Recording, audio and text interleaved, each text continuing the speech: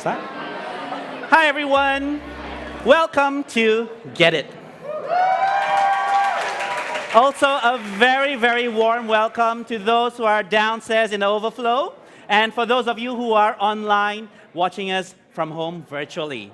Now, my name is Joshua, and I will be your host for tonight.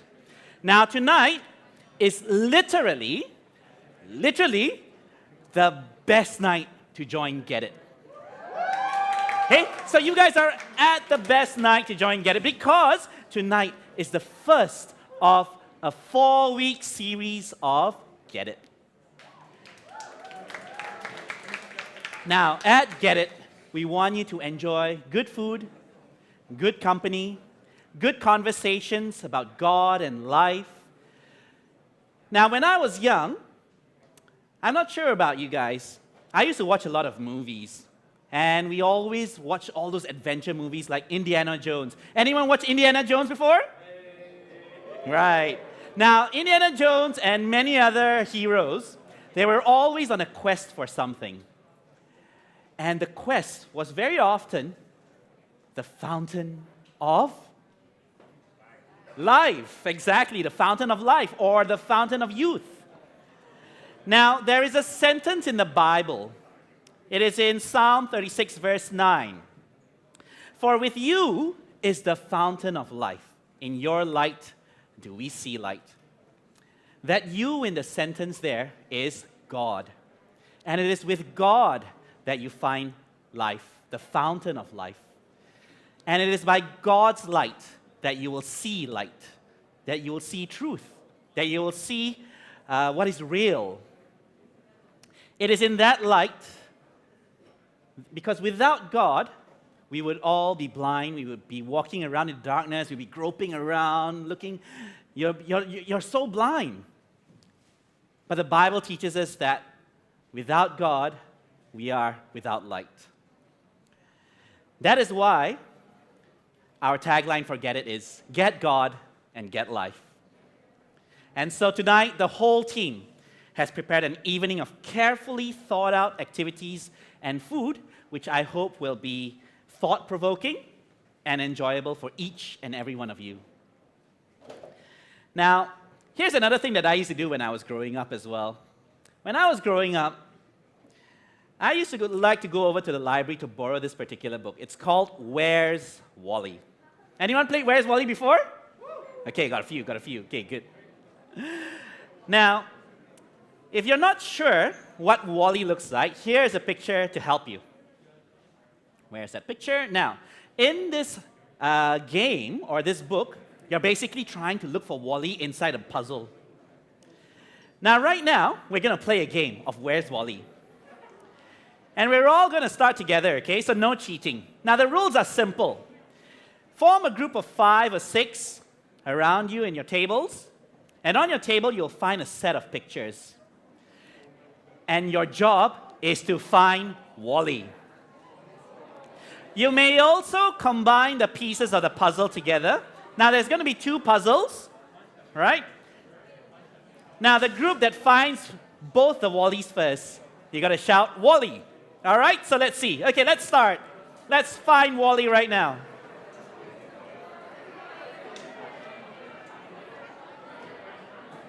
Okay, you got to shout Wally when you finish, all right, guys?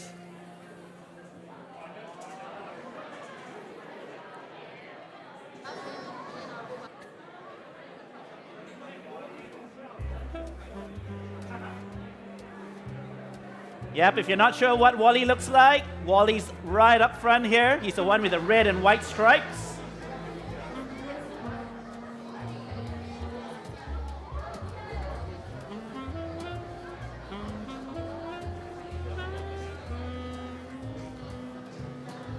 Anyone found Wally yet?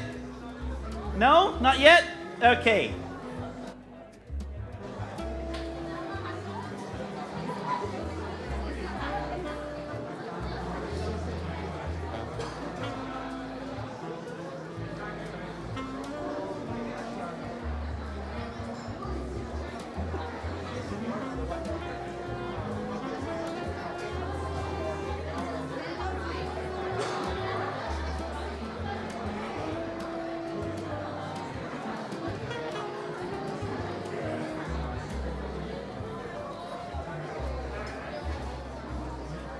Where's Wally? Where's Wally? Has no one found Wally yet?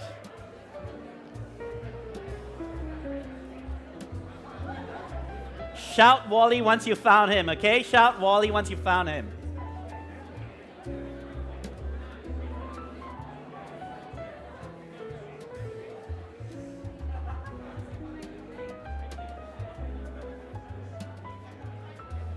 Sometimes he may have a backpack as well. Sometimes he has a backpack as well.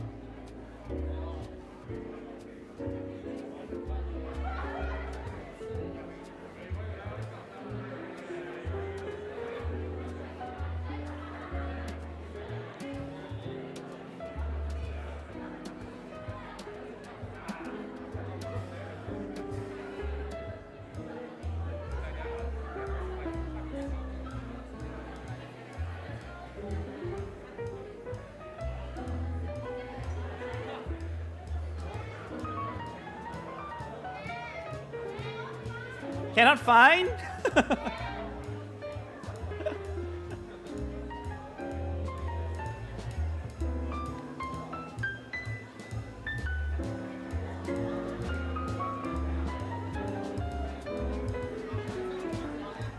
If you found one of it, have you found one of it? Okay, let me see. This guy? This one?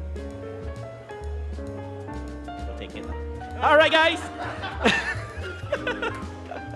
Okay, we've got one team who's found Wally. Woo! Congratulations. Okay, now, as you were examining those pictures, you may have found Wally. You may not have found Wally. All right? Now, as you were searching for Wally, you might have missed out on the bigger picture. For example, like this one, where it's actually a whole bunch of people skiing. Perhaps you missed out this one on this puzzle here. Right? Anyone got this one? Yeah, so this one is a whole bunch of people, and they're all feasting away. Right? They're pigging themselves out. You'll see piles of spaghetti over there. Now, what about something that's a bit more obvious, like this picture? Anyone see Wally here yet? Yeah, it's pretty obvious, right?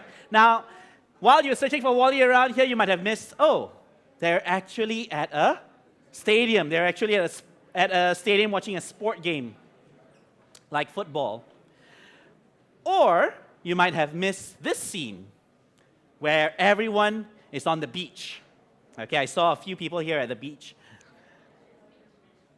Now, in fact, the one thing I loved about Where's Wally is that if you zoom in closer to the pictures, you will find that you have very, very interesting scenes inside these little puzzles. Take, for example, on the beach scene. For the next one, here you have a bunch of guys, and what are they doing? Guys being guys, they're checking out a hot girl there, and one guy's forgot to put on sunblock, so he's clearly burnt. The next picture, you have some guy who has swapped places with a horse, and now the kid is riding the horse, and now the horse is walking them as he is being ridden. And in the next picture, here you've got Mr. Macho Man, and he's clearly very angry because someone's popped his girlfriend's air mattress. Then you have some dude who's at the beach wearing winter clothing. And people are like, what's this guy doing here? And then this was the most random one which I came across. Here you've got an old man. Let's call him Hugh for short, if you know him. Right? He's dating a girl who's much younger than him, much taller than him. And you've got three other guys there. They're like, what is going on? Now, when you zoom out of these pictures again, and you go back to the big picture, you find that all these people are doing their own thing. They're living what they would define as their best lives. And you can't help but feel a little bit sad for some of them, maybe a little bit happy for some of them. For some, you might be even, wow, what is this tragic scene going on here? Whatever it is, that is why we are here tonight. Because we're actually not that different from these people or these characters in these pictures, in these puzzles. One day you could be doing something funny. The next day you could be doing something sad, or you could be crying. Now, you've already taken the time out to be with us tonight. So please take this opportunity to think big thoughts, ask big questions, and examine your lives at Get It. Because at tonight's session, we want you to know that an unexamined life is not worth living. Now, without further ado, for your appetizer tonight, our kitchen team have prepared for you French onion soup with baguette slices. Enjoy your appetizers.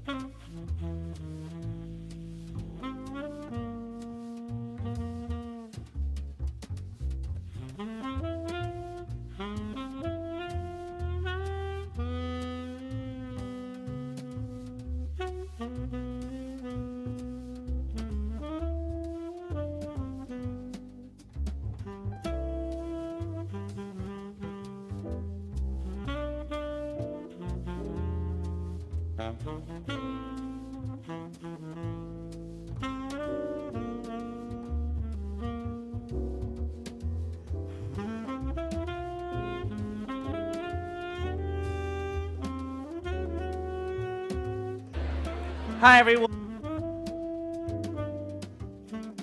That we don't have spoons for you to eat soup with? Oh no. Kitchen team, can we please get some spoons? Yeah, all the best eating without spoons, guys. But you got knife and fork, right? I saw some of you guys eating your soup with knife and fork. Was that okay? Yeah, can. All right. Okay. No, some shakes, some head shakes. Okay. Some was drinking it like Chinese style. That's okay. All right. No, that's not okay, guys. We're at Geddit. That is not okay. All right? Now, every utensil, every fork, every spoon, every piece of cutlery has been designed for a specific purpose, including spoons. So you must have a spoon to eat your soup with. Okay, guys? It's the same with human beings. All right? You and I, we're all human beings. We are all created with a purpose. Just like every utensil has a purpose, you guys all have a purpose as well. Takkan I create something with zero purpose, right? I might as well give you a rock to drink your soup with if that was the case, okay? No, guys. We want you to enjoy your soup with spoons, so please, waitering team, can we please get some spoons, all right? Yeah, my apologies. Now, if spoons, forks, plates, cars, trains, they all serve the purpose, what is a human being's purpose, guys? What is a human being's purpose? All right? Maybe it has something to do with what's on your tables, right? Perhaps you are chasing happiness. Maybe the purpose of a human being is to chase happiness through alcohol. I see some Carlsberg bottles there, right? Maybe the human being's purpose is to chase after the latest gadgets, like the latest Apple iPad, the latest Apple iPhone. Or maybe some of you, your purpose is to chase after stability in life. Whatever it is, here is a question for you to ponder on while you have your spoons with your soup. What is your purpose in life? Enjoy your soup.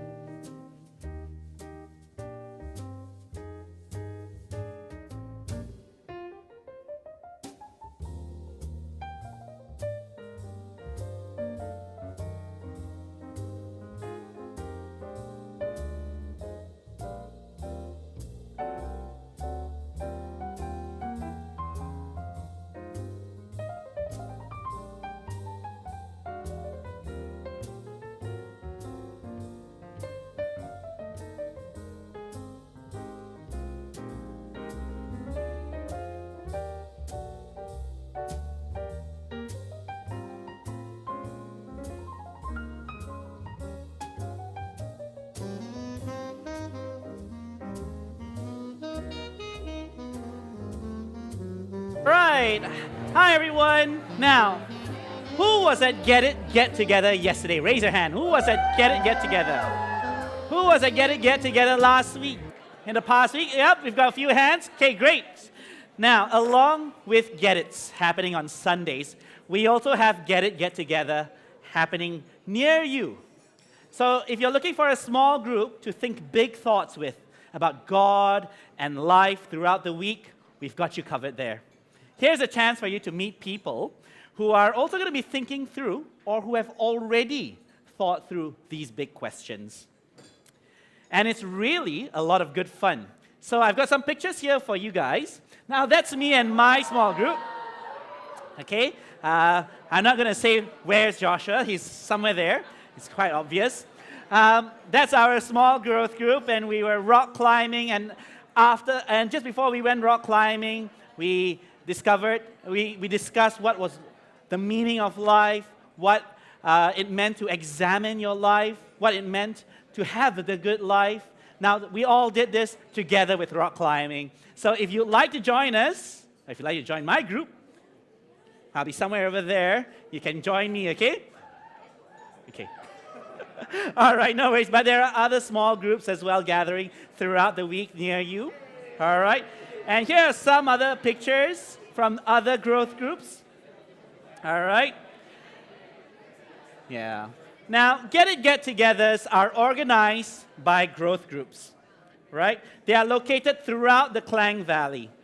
So ask a friend who brought you here or ask someone here, and they will be able to direct you to the nearest growth group so that you can join a Get It Get-together this week itself, okay? So I hope you guys will be excited for that. Now, as I mentioned at the start, today, this week, is part one of an ongoing 4-week-long series. And you can find out the titles for the upcoming talks on the geddit.my website. Each talk is prepared in such a way that it is building on top of one another. Now, each talk is designed to help you gain better insight, valuable insight into bigger questions about God and life. And all the talks build on one another. So why not consider signing up for all 4 of them one shot, right? And why stop there? You can also check out all the previous talks on the Get It website, and you can check out all the past ones featuring Ephesians and Hebrews. Okay, so that's on the geddit.my website. Now, if you can't get enough of the talks and you want to stay updated with all that we're doing from week to week, make sure you follow the Get It social media, right? So we have Instagram. We also have a YouTube channel. Now, that way you'll be notified as soon as possible when the next Get It is going to happen. Now, have you ever wondered these questions? Does it matter if you're a man or a woman? Does it matter or not? Have you ever thought these questions? No? Now that we have science, hasn't science proved the fact that Christianity doesn't exist? We don't need Christianity, we've got science now, right? Or how can you believe that the Bible is true? It's just any other old book, isn't it? Same like Yellow Pages, same lah, right? Or is it like an encyclopedia? I don't know. Now, if you've had these sorts of questions, and you know someone who is aged 13 to 17, teenagers, these guys, they also want to know these questions. They also want to know the answers to these questions. So you definitely want to invite them for this youth series called the Q Series. And sign-ups are still open, and this event takes place every Friday from 7:30 p.m. to 9:30 p.m. So let any youth that you know sign up for this Q Series. All right? All right, guys. Now, since we've been having so much fun at Get It Get-togethers, and we've been having fun throughout the week, and we also had some fun just now playing the Where's Wally game, let's take it a step further, shall we? Okay? Now, right now, we are going to play Futile Fun, where the games are fun, but they're definitely futile. So we're going to have some games, and in order for us to have these games, I'm going to need 5 volunteers. Okay, the first 5 people to get on stage, you guys get to play. Okay, I need 5 people. All right? Just come. All right? Okay, we've got 1. We've got 3. Okay, too many guys now. Let's give some girls a chance. So let's give some girls a chance as well. Let's get 2 girls.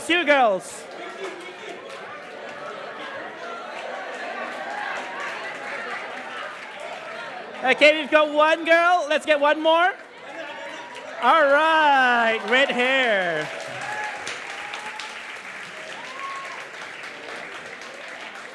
All right, guys.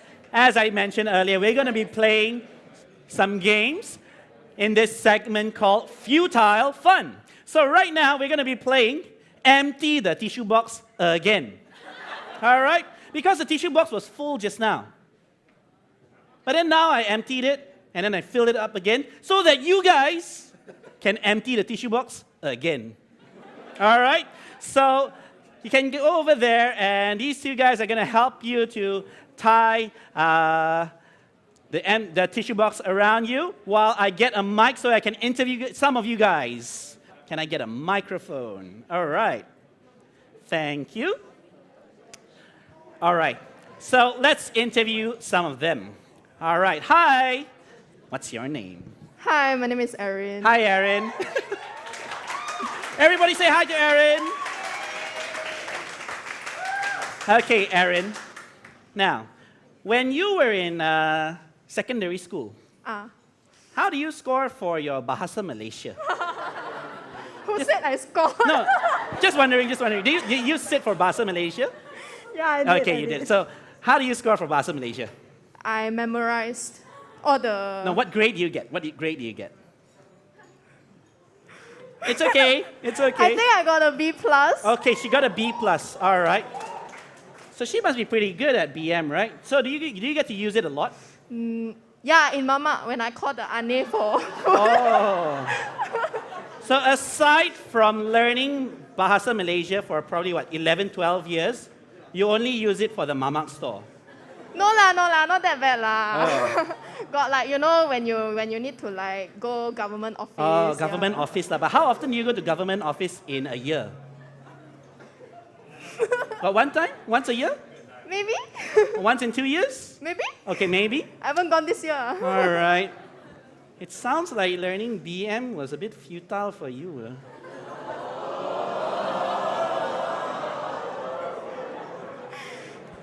It's okay. Gotta learn how to use. Gotta learn more. Find more opportunities to use Bahasa Malaysia so that it doesn't become futile. Okay. All right. Someone else is ready. Okay. Hi. What's your name? Arnel. Arnel. Okay. Wait. Can you hold it? Oh, sorry. Okay. Everybody say hi to Arnel.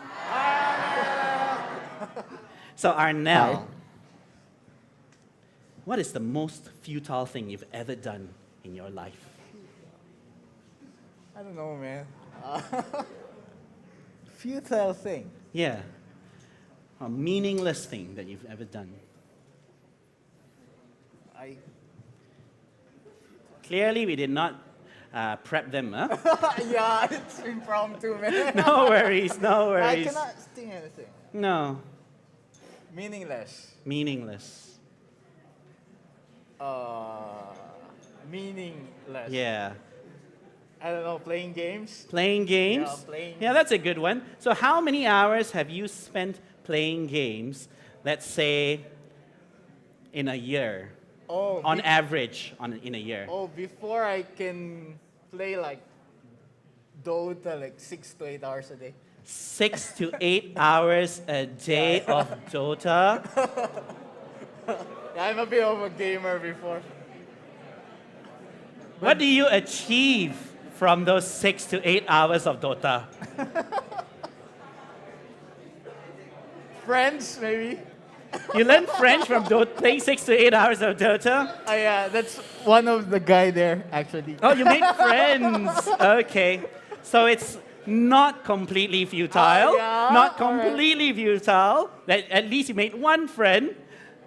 Now take those 8 hours a day, multiply that by 365 days a year. But not every day though, yeah. Okay, on average, on average.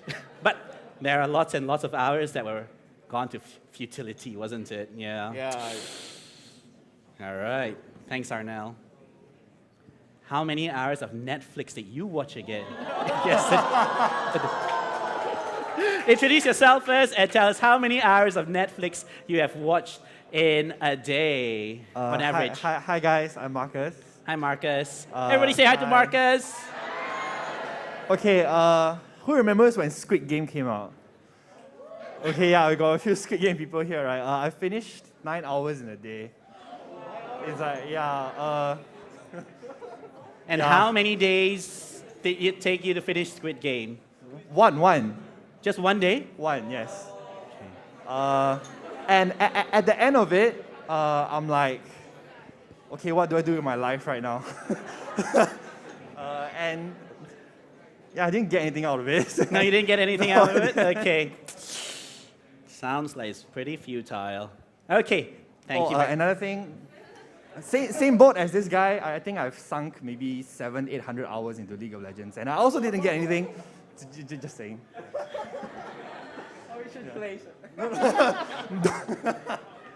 So about 800 hours on League of Legends, at least 9 hours gone on Squid Game in a day. We haven't added all the other Korean dramas yet, but let's not get into that, but okay. Thank you, Marcus. Next one, yes. Hi, what's your name? Hi, my name is Joshua. Hi, oh. Yeah. Hi, Joshua. Joshua Jong. Joshua John. Yes. Okay, nice to meet you, Joshua John. Everybody say hi to Joshua John. Okay, Joshua. Okay, now I'm going to ask you another futile question. How many hours do you spend a day on social media? Facebook, Which one? Instagram. Okay, which is the one that you use the most? Which is the one that you use the most? Mike? Reddit or Twitter, probably. Reddit or Twitter? So how many hours do you spend on Reddit or Twitter in a day? An hour or two? 2 hours. About 2 hours. 2 hours a give or day. take. Okay, so let's say if it's 365 days in a year, you would have been spending probably about 700 plus hours on Reddit. Is that about right? That's probably about right. Okay. It can get longer during the holidays. Can get longer during the holidays. So 700 hours and above for Reddit. Okay, to be completely fair, Okay, yes. I spend a daily average of 3 minutes on Instagram, and I can pull that up. Okay, that's quite good. Yeah, okay. All right, so 700 hours of Reddit, 700 hours of League of Legends, about maybe 1,000 hours of Dota. Okay, so that's where we're at. Okay, I think we're getting the point here, right? Okay, let's go over to the last person once she fixes her tissue box game thingy later. Okay, so what's your name? Hi. Hi, I'm Jennifer. Hi, Jennifer. Everybody say hi to Jennifer. Hi. Hi, Jennifer. Okay, Jennifer. Now, I think we've gotten the hang of things already, right here? Yes. So, in your life, what would you consider the most futile thing that you do maybe on a regular basis? Probably social media. Social media. Do you guys know what it's called? The doom scroll? Yeah. It's called the doom scroll because it's just like never ending and never ending. Okay, so which is your most frequented social media platform that you use? Probably Instagram. Instagram? Okay, any big Instagram users here? Okay, now I'm going to be taking this and multiplying it by all those number of hands just now. Okay, how many hours of Instagram per day? Depending on the day, maybe 1 to 2 hours. 2 hours. So similar to Joshua just now, maybe about 700 hours of Instagram in a year. Okay, take those 700 hours, multiply it by all those number of hands there. Lots of futility going on. All right. Okay, I think we get the point now. All right, so how do we live lives that are not futile? I think that's a question that we need to ask ourselves. Something. Make a point? Sure, go ahead, Joshua. But Geddit engages in Instagram. How do you explain that? But you spent 3 minutes on Instagram. No, but it's true though. Why is Get It on Instagram? Why? Because you guys are on Instagram. Yeah. It's because you guys are on Instagram, it's because you guys are on Facebook, that's why we have to get you there. If you guys are, if let's say all of you tomorrow were on Dota, let's just say that tomorrow everybody, for some reason, the whole world plays Dota. For us to get you, to get God and get life, we all have to start learning how to play Dota. Okay? Because we want you guys to get God and get life. Okay, guys? All right, so right now it's time for our futile fun. Where the games are fun, but they're definitely futile. Okay, so right now, each of you guys have a box. So, Erin, can you turn to the left? Yep. Now, they've got a tissue box around them. Inside it, they've got ping pong balls. Their goal is to shake out all the ping pong balls, and the first person to get all the ping pong balls out, there are 5 in total, wins. Does that make sense? All right, so let's have some futile fun, but before that, let's have some futile music. All right, let's get some music, and when the music starts, you guys can start shaking, but let's space out a little bit so that you guys have some space, okay? All right, when the music starts. Okay, guys, let's start. Get the balls out. Okay, we've got 1.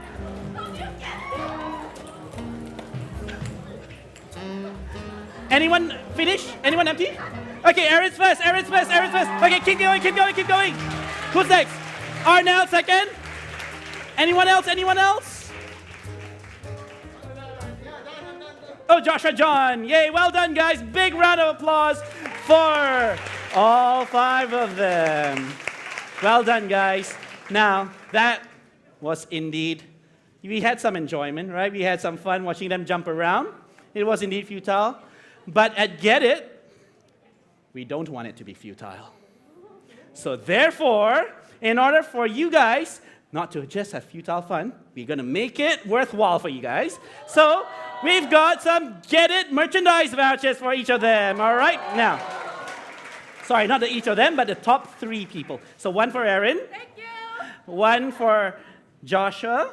And 1 for Arnell just now, the top 3. Okay, well done, guys.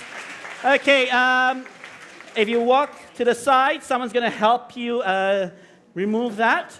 But maybe we could get a quick picture of all 5 of you together and hold up your prizes and smile. Futile fun. All right, thank you very much, guys. Big round of applause for them, guys. Thank you so much. Now, if you guys are interested in getting any of the Get It merchandise, you can head downstairs. There's a merchandise booth, so you can get a t-shirt, a cap, or even a sticker like the one that I have here on my iPad. And you can do that right after Get It later. Okay? Now, we will have the main course in a bit, but what we will have is we will be having chicken with potato gratin and romesco sauce. Okay? So, but before we serve dinner, here's a discussion question for you. Okay? Here's a discussion question for you guys. How will you know if you've lived a good life? All right? I'll be back right away.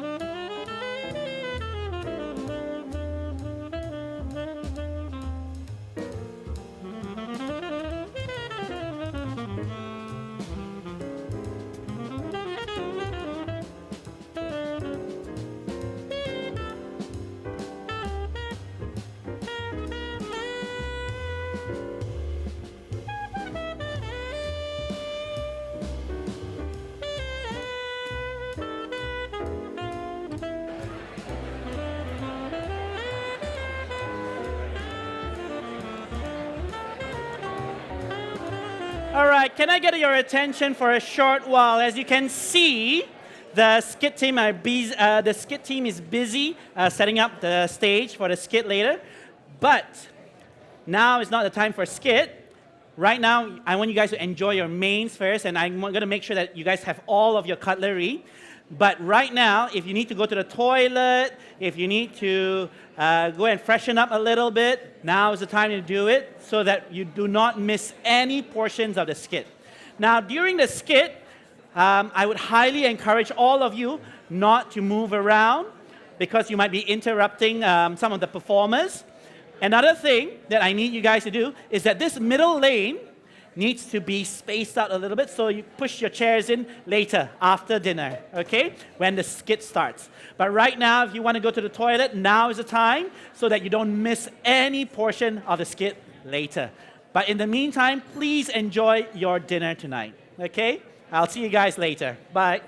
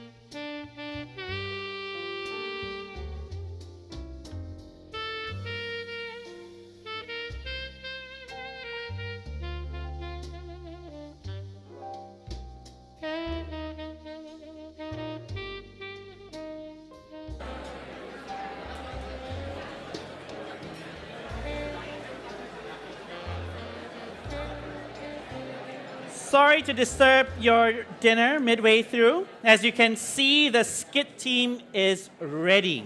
Okay? So, just one more reminder before we start. Please try to stay in your seats during the entire duration of the skit. All right? And please make sure that this particular lane is kept as empty as possible. Okay? So like pull your chair in a little bit just to give the performers some space. All right? Of course, please go ahead and continue eating while the skit goes on. But without further ado, the Skit team, guys.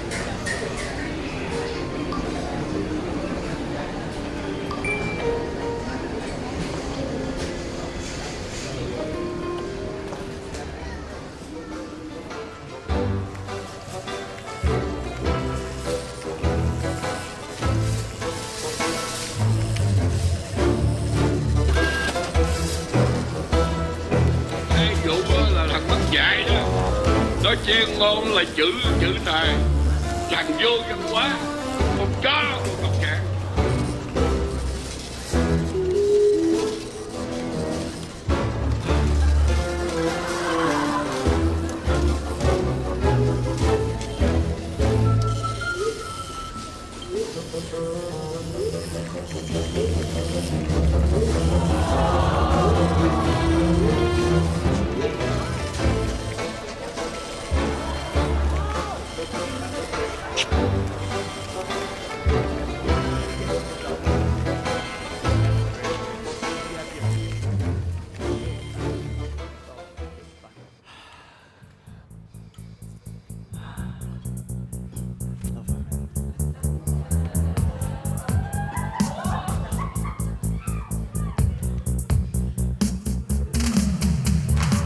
I never thought that I could be so satisfied. Every time when I look in your angel eyes, a shock inside me that words just can't describe. And there's no explaining. There's something in the way you move I can't deny. Every word from your lips is a lullaby. A twist of fate makes life worthwhile. You are gold and silver. I said I wasn't gonna lose my head, but then pop goes my heart, pop goes my heart. I said I wouldn't fall in love again, but then pop goes my heart, and I just can't let you go. I can't lose this feeling. Woo!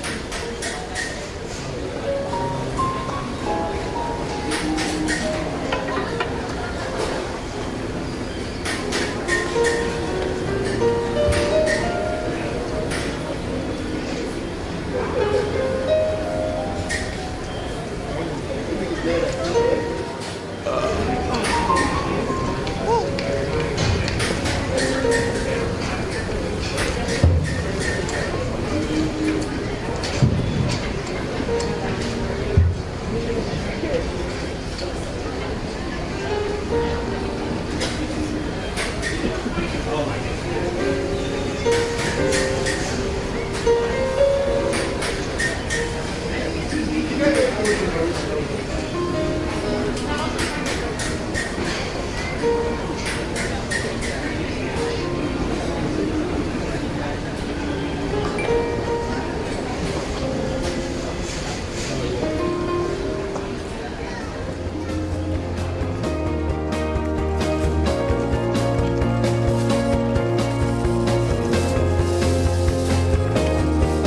dụ là thằng mất dạy đó, có chuyên môn là chữ tài, làm vô dụng quá, không có không cả.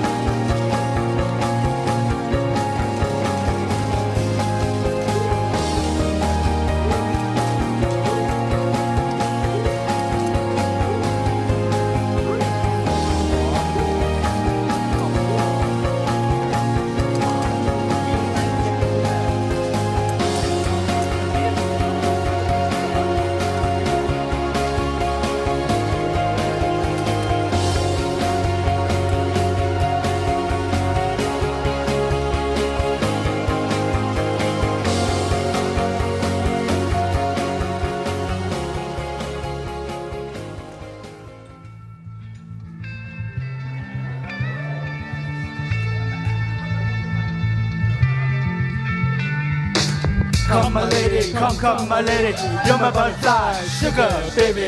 Come my lady, come my lady, you're my butterfly, sugar baby. Such a sexy, pretty little thing. Freezing because she got me sprung with a tongue ring. And I ain't gonna lie, cause your loving gets me high. So to keep it by my side, there's nothing that I won't try. Butterflies in her eyes with the looks so cute. Time is passing, I'm dancing to be real. Cause I can't sleep, I can't hold sleep. The only thing I really know is she got sex appeal. I can feel too much is never enough. Feel is there to leave me out when the times are rough. Thoughts that I found ever since you've been around. You're the woman that I rock, so yeah, I'm putting it down. Come my lady, come my lady, you're my butterfly, sugar baby. Come my baby, you're my pretty baby. I'll make your legs shake, you make me go crazy. Come my lady, come my lady, you're my butterfly, sugar baby. Come my lady, you're my pretty baby. I'll make your legs shake, you make me go crazy.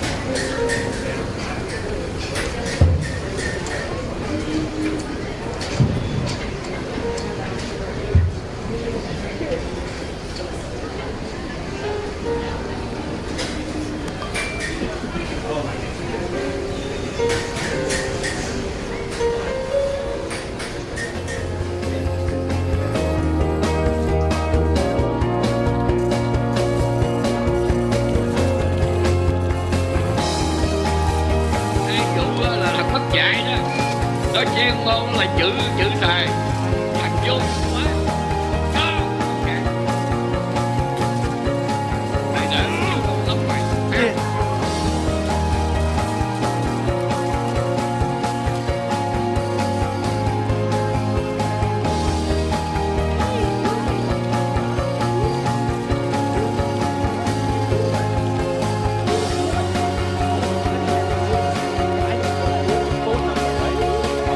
I think if you could just give me your phone number, that would be great.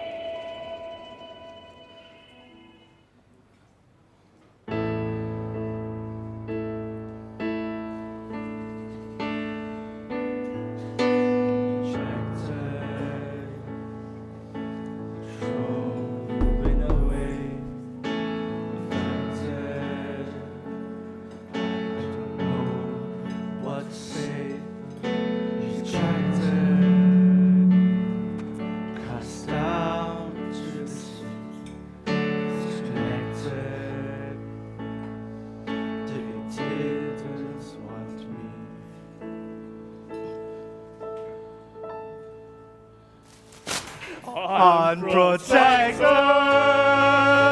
like a baby in the snow. Dejected, like a cloud without a show. I objected, pretended I was unaffected, but still ended up rejected. Like a cake shop without any taste, like a cornflake box without any face, left all alone in the world, like a little orphan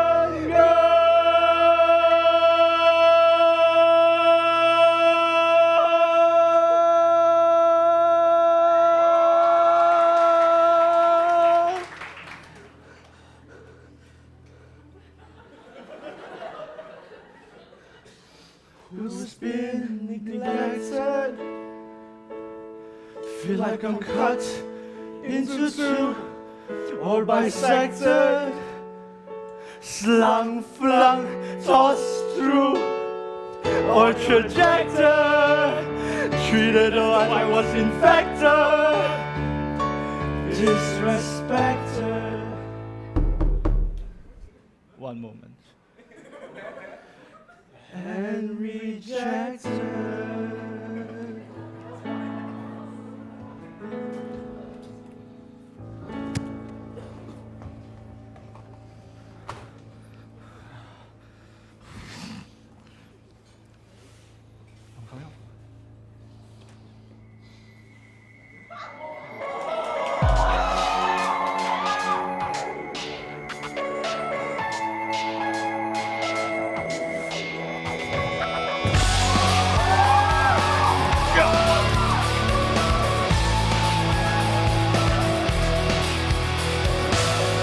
Tired of being what you want me to be, feeling so faithless, lost under the surface. I don't know what you're expecting of me, but under the pressure of walking in your shoes, caught in the undertow, just caught in the undertow. Every step that I take is another mistake to you. Caught in the undertow, just caught in the undertow. I've become so numb, I can feel you there.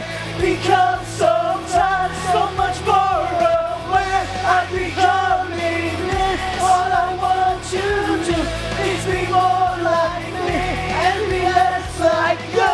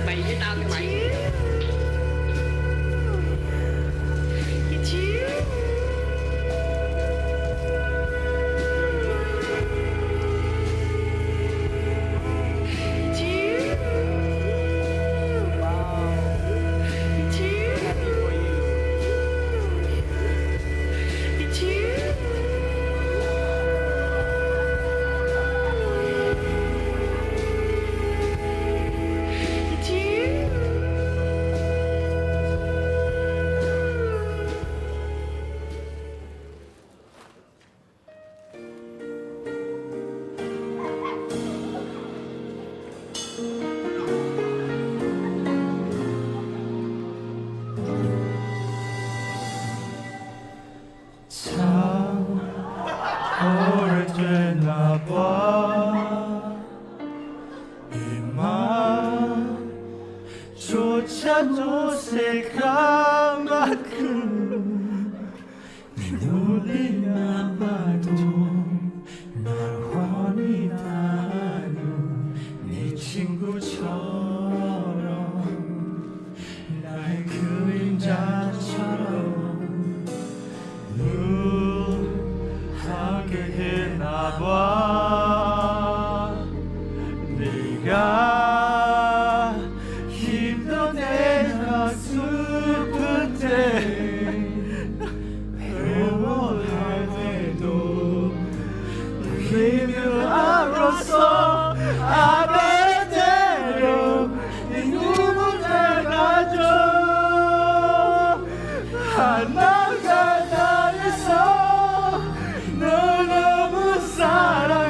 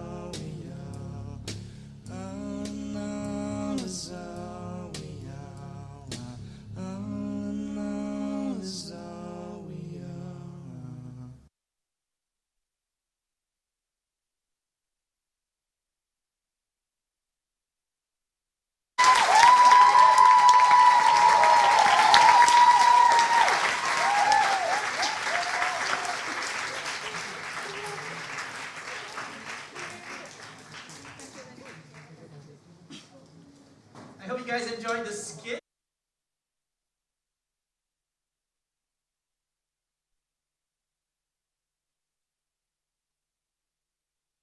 Young, so maybe you don't feel as, oh, you're still looking forward to work and you're really excited. And to be honest with you, as someone who has worked for a few years now, not long, a few years, I can definitely empathize with at least some of those characters, at least the middle one. Every time you see a dog, I get distracted. That's me. But the eventual end is that they go through this cycle, day after day, year after year, decade after decade, and then eventually, death happens, right? And I know it's a bit strange to talk about death at such a fun event tonight, but here's something to think about as we continue on with our discussions tonight. What would you like your loved ones to say at your funeral? When you have those eulogies, I'm not sure if you've ever thought about this, but I've thought about it. I've always wondered, what will my wife or what would my children say at my funeral during the eulogy?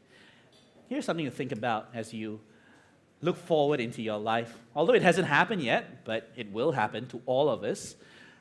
So, enjoy your discussion.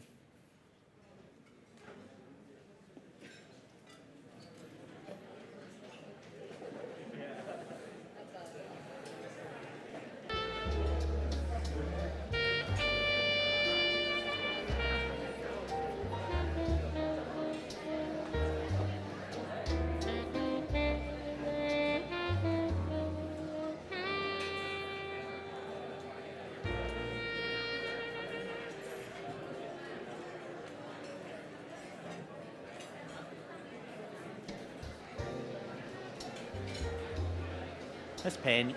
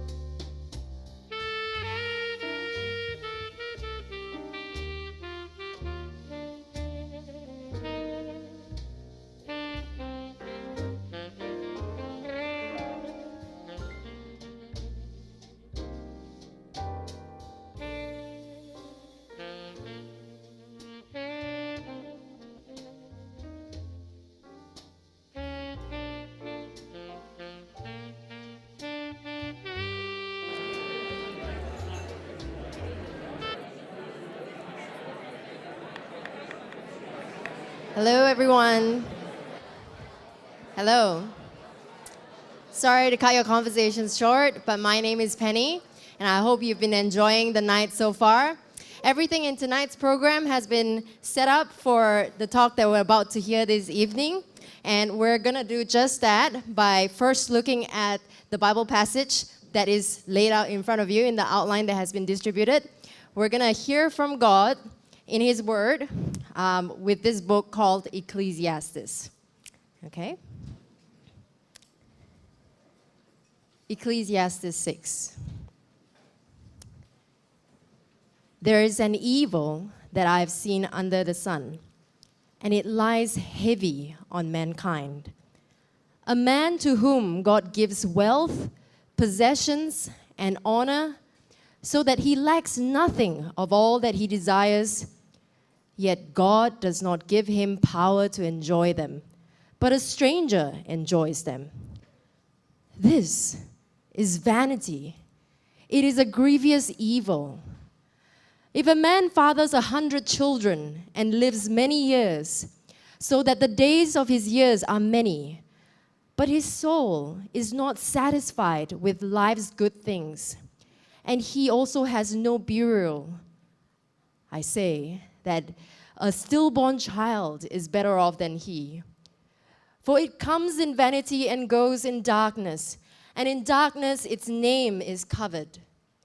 Moreover, it has not seen the sun or known anything, yet it finds rest rather than he.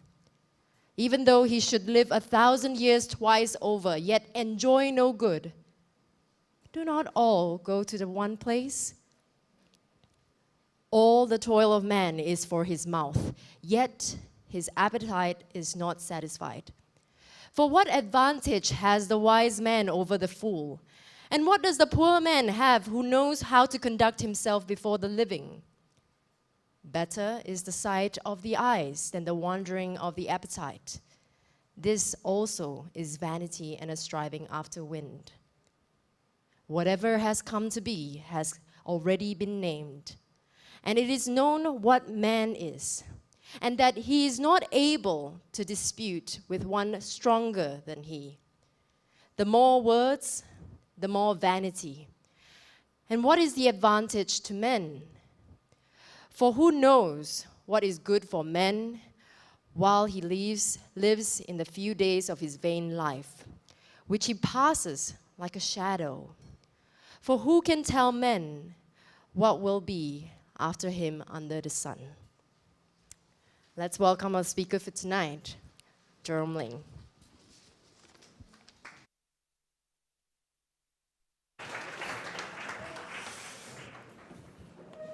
Hey guys, good evening. I hope you're settled well. And my name is Jerome, as Penny mentioned, and I'm glad you could join us for this round of Get It. Our theme for this round of Get It is, what is the good life? And so that's what we're going to do right now. We're going to spend some time thinking some big thoughts, okay? Now, Socrates once said this line: an unexamined life is not worth living. An unexamined life is not worth living. This quote was one of the few things he said near the end of his life. Now, Socrates is a philosopher, and he believed that philosophy, the study of wisdom, was the most important pursuit in life. Now, I believe there is something more important than the pursuit of philosophy, but I think Socrates has a point. We need to ask the deeper questions in life if we are to live worthy lives. Why do I exist? What does it mean to be human? What is the good life? Only when we have answered such questions can we truly live lives worth living. Otherwise, we would simply wander through life, right? Performing life's most basic functions over and over and over again. You sleep, you wake up, you go to work, eat, maybe at night you sing karaoke, and then in the morning you pangsai again, right? But not a lot of people live just a mere existence. Many of us, at some point in our lives, we want to understand why we suffer, don't we? Why do we work so hard? Why do we do what we do? We want to make sense of our lives. And some of us want to make sense of our lives in the scheme of history. In our communities, how am I significant? What impact would I have on the people around me before I die? What will be my legacy? Would I do more harm than good in my life? Have I lived a good life? Now, I'm not here to tell you that your life is worthless, okay? I'm not here to do that. I'll let you be the judge of that. My concern here today is to help you see that no one could know whether his or her life was worth living or not if that person did not examine it. We all live in pursuit of certain things, right? Things that we deem to be good, things that we deem to be important, but it is not immediately self-evident that the things we are living for are things worth living for. For example, you can do a lot with money, correct? But would you want to live your life for money? You know, you hear people say, what do people say about money? Money can't buy happiness, but it can sure buy a lot of nice things. Money is the root of all evil. Money isn't everything. But then, why do you wake up every morning to go to work to make money? How do you think about money? What are you really pursuing by making money? If you want to assure yourself that you are living the most worthwhile life, you must examine your ideas about what makes life good and see how well they hold up under examination, under scrutiny. If you don't want to live a wasted life, if you don't want to regret how you live your life, then you must ask if you are living for things that are worth giving your time for, worth giving your energy for. After all of us have only one shot at life. And so the question of our life's purpose is very important. Hence, there must be an examination of life and the things that we choose to live for. Now, in a hall this size and with the virtual people joining us, there's bound to be a range of attitudes towards life. Okay, so this is the first one. Some of you are probably not thinking much about life. Okay, you're just in it for the ride. Have fun, because that's what life is all about.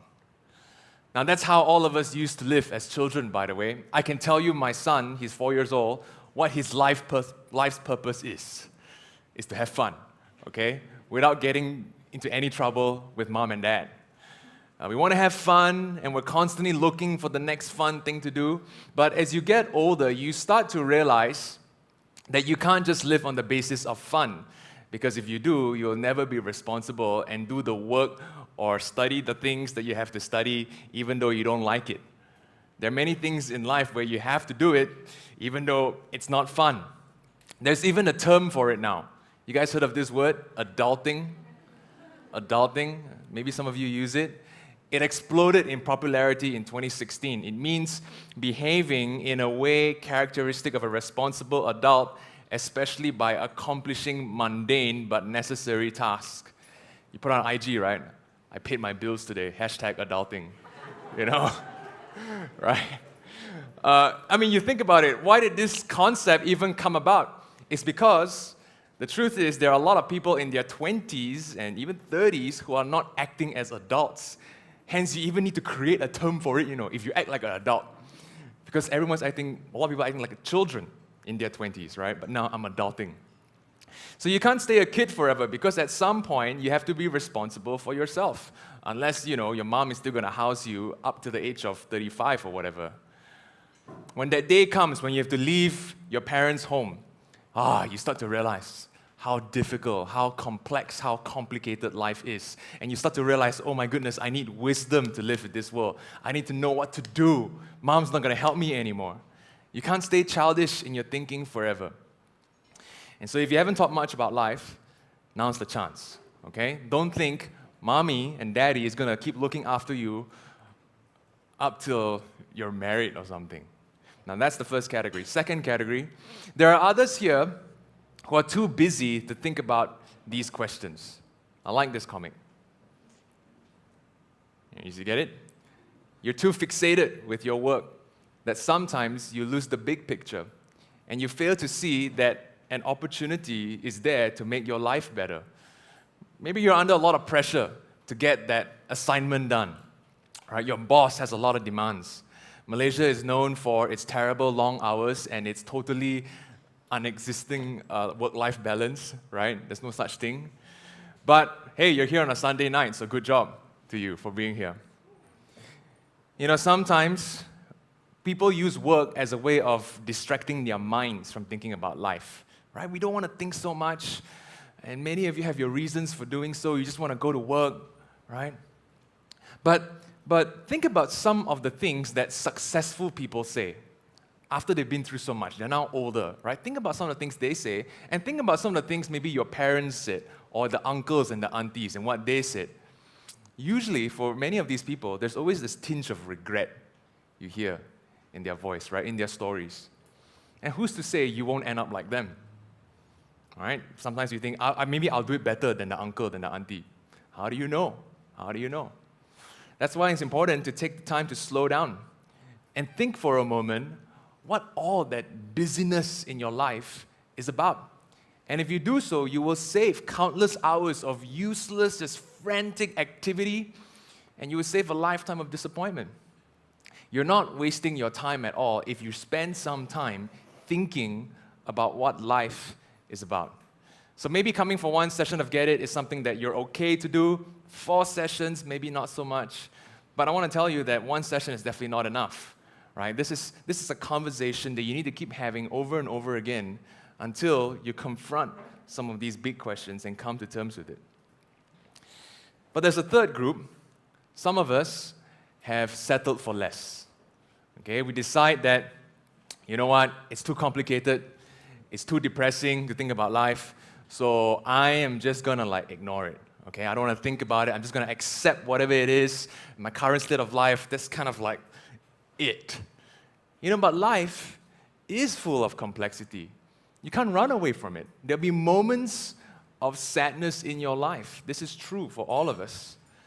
The question is, when these moments come, how will you find the strength to deal with such situations if you haven't prepared for yourself mentally, spiritually, emotionally, right? When these really, really difficult days come, are you still going to keep saying, I don't know, I don't care, I don't want to think about it, right? At some point in your life, someone you love will die. I'm sorry to say that, but it's true. And it can be a very painful experience, right? Death has this profound, life-changing effect on people. If not your parents, maybe your spouse, your children. Are you going to ignore the questions about life when that happens? Didn't your relationship with them mean something? And that's why you're crying. That's why you're sad, because it was meaningful. But now they're dead, and so why? Are you just going to put it out of your mind just to cope? Just to cope, right? Denial, or just ignore, just to cope in life, to make yourself feel better. And how are you going to live the rest of your life with that cloud, with that shadow hanging over your head now? Are you always going to be sad? How can you seek a good life if that happened in your life? So, ignoring these questions, it's not going to help you. Okay? You're only going to set yourself up for more misery in due time. But there are others of us here who are quite passionate about life. Okay? And so we have dedicated our lives to fight for a cause. Now, this is probably the minority group here in this hall, okay? I'm not sure. People nowadays in Malaysia, not just Malaysia, everywhere in the world, people tend to live for the betterment of their own lives, right? Very few people are willing to sacrifice their lives for something that is bigger than themselves, for a cause that they think is more important than their own lives. But maybe a handful of you here, right, have chosen to live for a cause. You care about the future, the welfare of your loved ones, and you believe that unless you do something to solve this particular problem, it's going to affect the future generation. And so you're going to invest your time. You're not going to stand idly by to see problems happening. You're going to try to solve the issue. And so maybe that's why some of you decided to become school teachers, or a soldier, or a political activist. Maybe you're an environmentalist. Maybe you're a lawyer. Okay, a lawyer that tries to do something, not just lawyer for fun.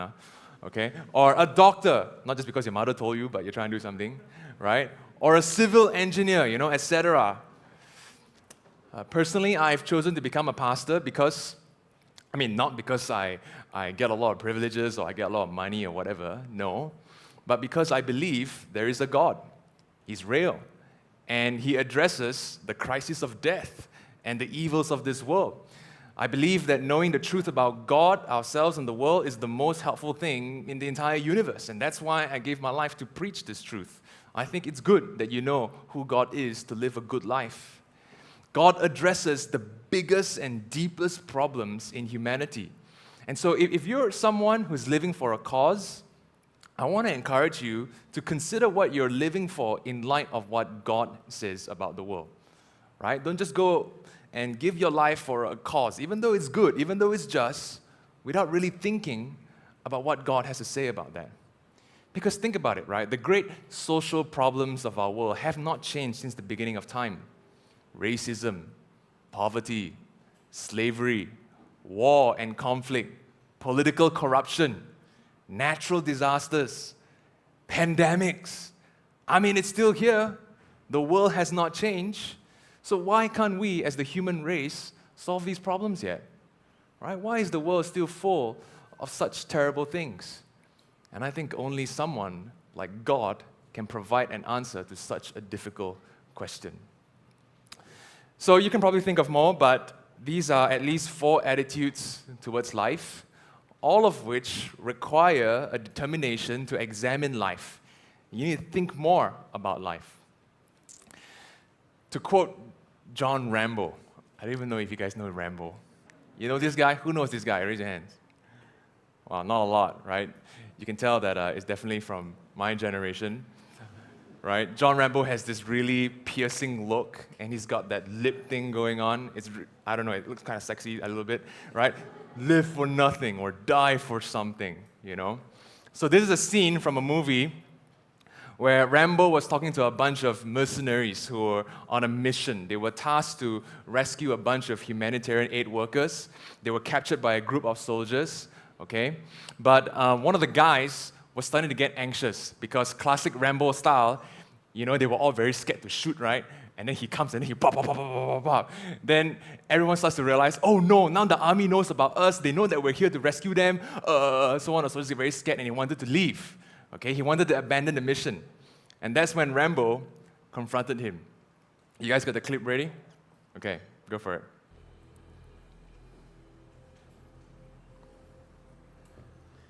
You boys want to shoot. Now's the time.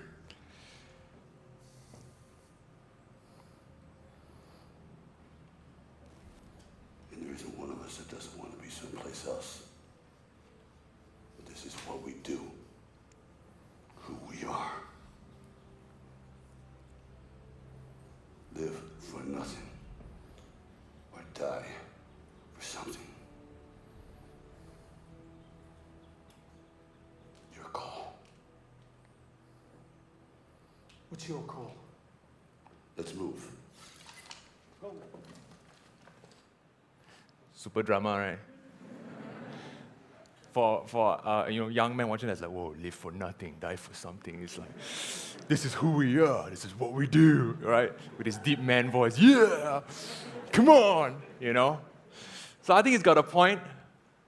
We can all go about our lives living for nothing, in the sense that our lives having no impact whatsoever on anyone or anything.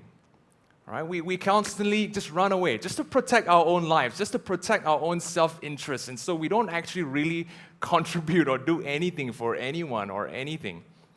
Or as Rambo says, you could die for something. There are only really 2 options in life, but only one worth living.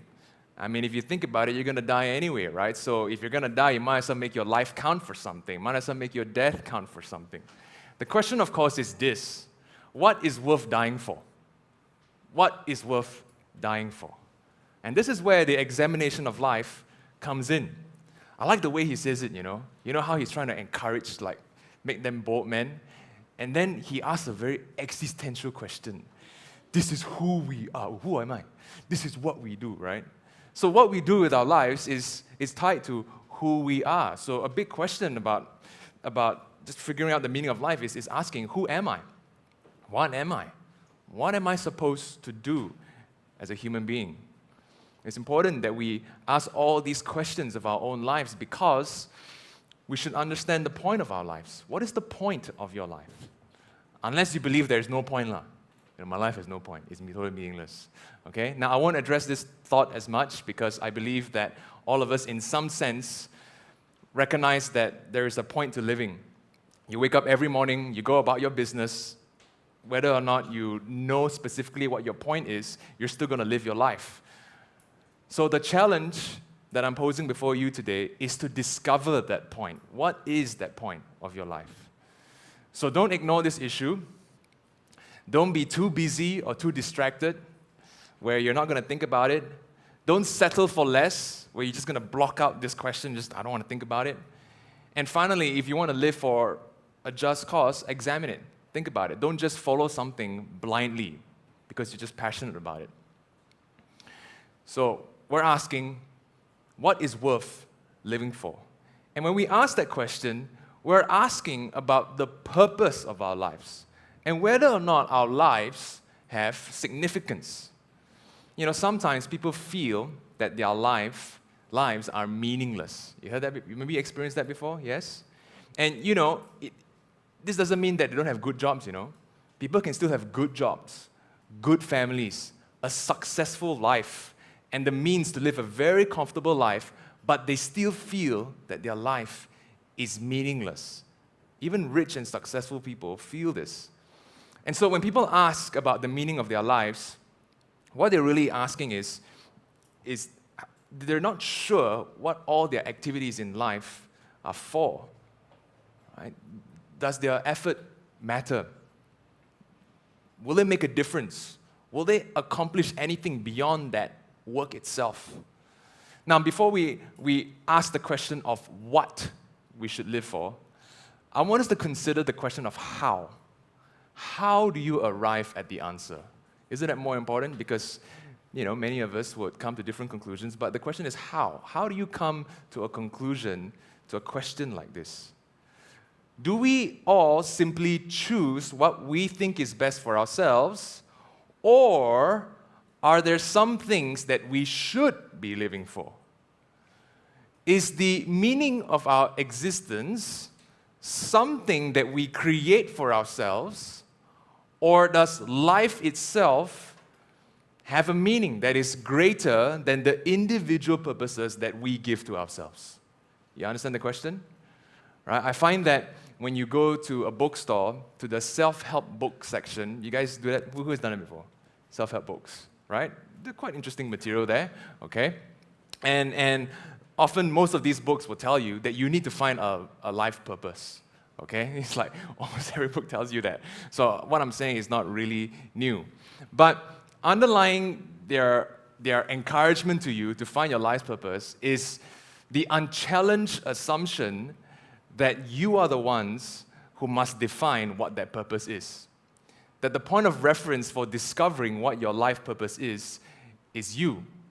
Right? So if you think about it, the books are telling you, you must find a purpose and you must figure it out yourself. 關唔知咩? Huh? Like, I don't know, man. I come to read a self-help book so that you tell me what is it, ma, and then you just tell me basically I have to do it myself. I guess that's why they call it self-help, lah. Okay, right? Self-help. Well, this idea of finding our purpose with ourselves as a point of reference has not always been the case.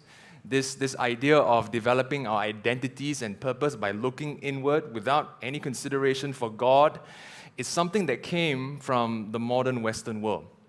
Okay? This is a concept that the Western world has imported globally, something that we are taught repeatedly on the screen, where you hear things like, life is about self-assertion. You are your dreams, you are your desires. Your self-worth is dependent on the dignity you give to yourself and how hard you push to actualize these things in your life. Right? You hear this maybe from some of your teachers who went to maybe Australia or UK or whatever, and they learned some of these ideas. Any of your Chinese mother said that to you? Son, you must believe in yourself, right? You must, maybe some, right? You must actualize your dreams, your desires. In ancient cultures, and actually Asian cultures like ours, the self is defined and shaped not only by our internal desires, but also the external social cues and ties that we have. So in such cultures, if people fulfill their duties, they give up their individual desires and they sacrifice their lives for their family, for their community, for their God, then that person is considered a person of honor. Right? Some of you may be more traditional, that's what you are experiencing. Malaysia is a bit of a mixed bag. It's like half of us are living like that with that kind of culture. Half of us are like, although we're Asian, we're not really Asian anymore, right? We're a bit more westernized in our thinking. In such traditional cultures, the best of us are those who are willing to sacrifice our lives for a greater good. And your self-worth is bestowed upon you by your community for living an honorable life. To give you another example, in fact, Christianity teaches people to be more outward focused rather than inward focused. So a Christian believes that he has an absolute purpose in life. Right? I'm talking about a Christian who actually takes his faith seriously, not a Christian by name only. There's a lot of people like that around. But a Christian who understands that his life's purpose is to live for God's glory. Maybe you've heard your Christian friends say that, right? Or they say they want to live their lives for Jesus. And so he understands that because he's living for God, because he's living for Jesus, he can then serve others. Because it's not about serving himself, it's really about what pleases God. And what pleases God is serving and loving others. And so he sees his life as connected to something outside himself, something beyond himself. Right? A Christian does not create his own meaning. His purpose and calling in life was given to him by God. So this idea of self-determining purpose is becoming more ingrained in our culture as we consume more media and literature from the West. Right? So more and more people right now, instead of thinking like our traditional ancient cultures, Asian cultures, or like the Christian perspective, we think about what's most important to us. And this has led many people to believe that there is actually no such thing as the meaning in life. Okay? There's no such thing anymore. Because to say that life has meaning would assume that there is some moral standard of right living and being by which we must all conform to. That would mean that there is a way to live life, a single way, in fact. And we have to conform to that, which means that we will lose our freedoms to decide how we want to live our lives. So if the meaning of life exists, we are not free to create meaning for ourselves. And many modern people don't like this idea. Some people, therefore, have given up the quest of finding the meaning of life. It's like, I don't need to find anymore. I know what it is. How many of you tried finding the meaning in life? Not a lot, or maybe just shy. But, I don't know, growing up, because you assume that there's something beyond you, right? Like, what is life about? You're not just going to say, yeah, there's no meaning, I decide for myself what my meaning is. Right? Maybe at some point, you change your mind. And so people believe that there is no absolute meaning, no ultimate meaning. So they want to decide what they want to do with their own lives. And so instead of looking outward for meaning, they're just going to look inside now, right? To the self, to determine what is good for their own lives. So life is as meaningful and happy as you make it. That's how people think. Question is it? Is it? Is life meaningful and as happy as you make it? I do believe that there are some problems with this view, and you shouldn't take it at face value. Right? If you really assume this view of life, it is important that you firstly test it, examine it, put it under scrutiny. Can it really work, practically speaking? Does it actually help you? Is it actually harmful to others, or is it actually good if you think in this way? You know, nowadays, children are told that they can be absolutely anything they want to be, and that life is what they make of it. Yeah? You heard that? Hear that now? In one sense, that's true, right? You got to work hard in life. To get what you want, you got to make the best out of it. But part of the problem is the underlying rejection in this advice of the fact that we are shaped by realities larger than ourselves. We are shaped by our cultures. We are shaped by our communities. We are shaped by our nature as human beings. To give you an example, let's say if your son says to you, okay, Mommy, I want to be a girl, right? Now, as a mother, what do you say? Okay, boy, you can be the best girl you can be, okay? Mommy bring you to Aeon right now. We go buy all the new dresses for you, lah, huh? Okay? What if he says, Mommy, I want to be a lizard. I want to be a lizard. Son, sure, go and be the best lizard that you can be, okay? I mean, think about it. What's the difference between the logic, right? Why can he be a girl but he can't be a lizard? Imagine if your son came home one day looking like this, right? This is Eric Sprock, by the way, aka Lizard Man. As in, he actually looks like that every single day of his life. Like, it's actually plastic surgery. This is not him putting on makeup or a costume. This is his look right now. I don't know whether you guys watched it. It's on Ripley's Believe It or Not on AXN 15 years ago. Okay. But I always remembered him. When I saw it on TV, I'm like, this guy, he did that to himself, right? He modified his body so that he looks like a lizard. Of course, nobody actually looks at Eric and thinks that, hey, dude, you're a real lizard. No, obviously, we know that he's still a man, right? He is actually what they call a freak show performer, a sideshow performer. So a child could try his best to be something that he is not, right? He can try to fix it. But we are shaped by certain realities that we cannot change. Because it's not possible to dictate life from our own perspective. Because to some degree, the world is independent of our interpretation of it. You can say, I believe I can do it. I'm going to make it happen. I'm going to be a lizard. Or I'm going to be a girl. I'm going to be whatever, right? But things don't always work out our way because life simply isn't what you make of it. Often life is what it is. And we're not fully free to impose our meanings on life. Rather, we must honor life. We must recognize and discover its meaning, such that whatever we decide to live for our lives actually fits with the way the world actually is. Now, this becomes much clearer to us when things are difficult in life, right? When you ask questions like, why is life so hard? Why does life suck so much? But maybe really the question is, you're asking, why can't I get what I want? Right? That's why it's hard, right? That's why it sucks.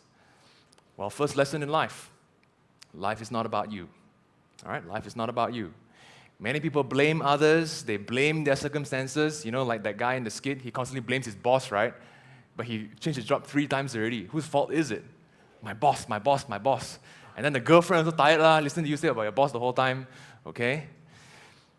Many people blame external realities when things don't go their way because they believe they have a right to have what they want because they want it. They're trying to actualize themselves. They're trying to assert their self.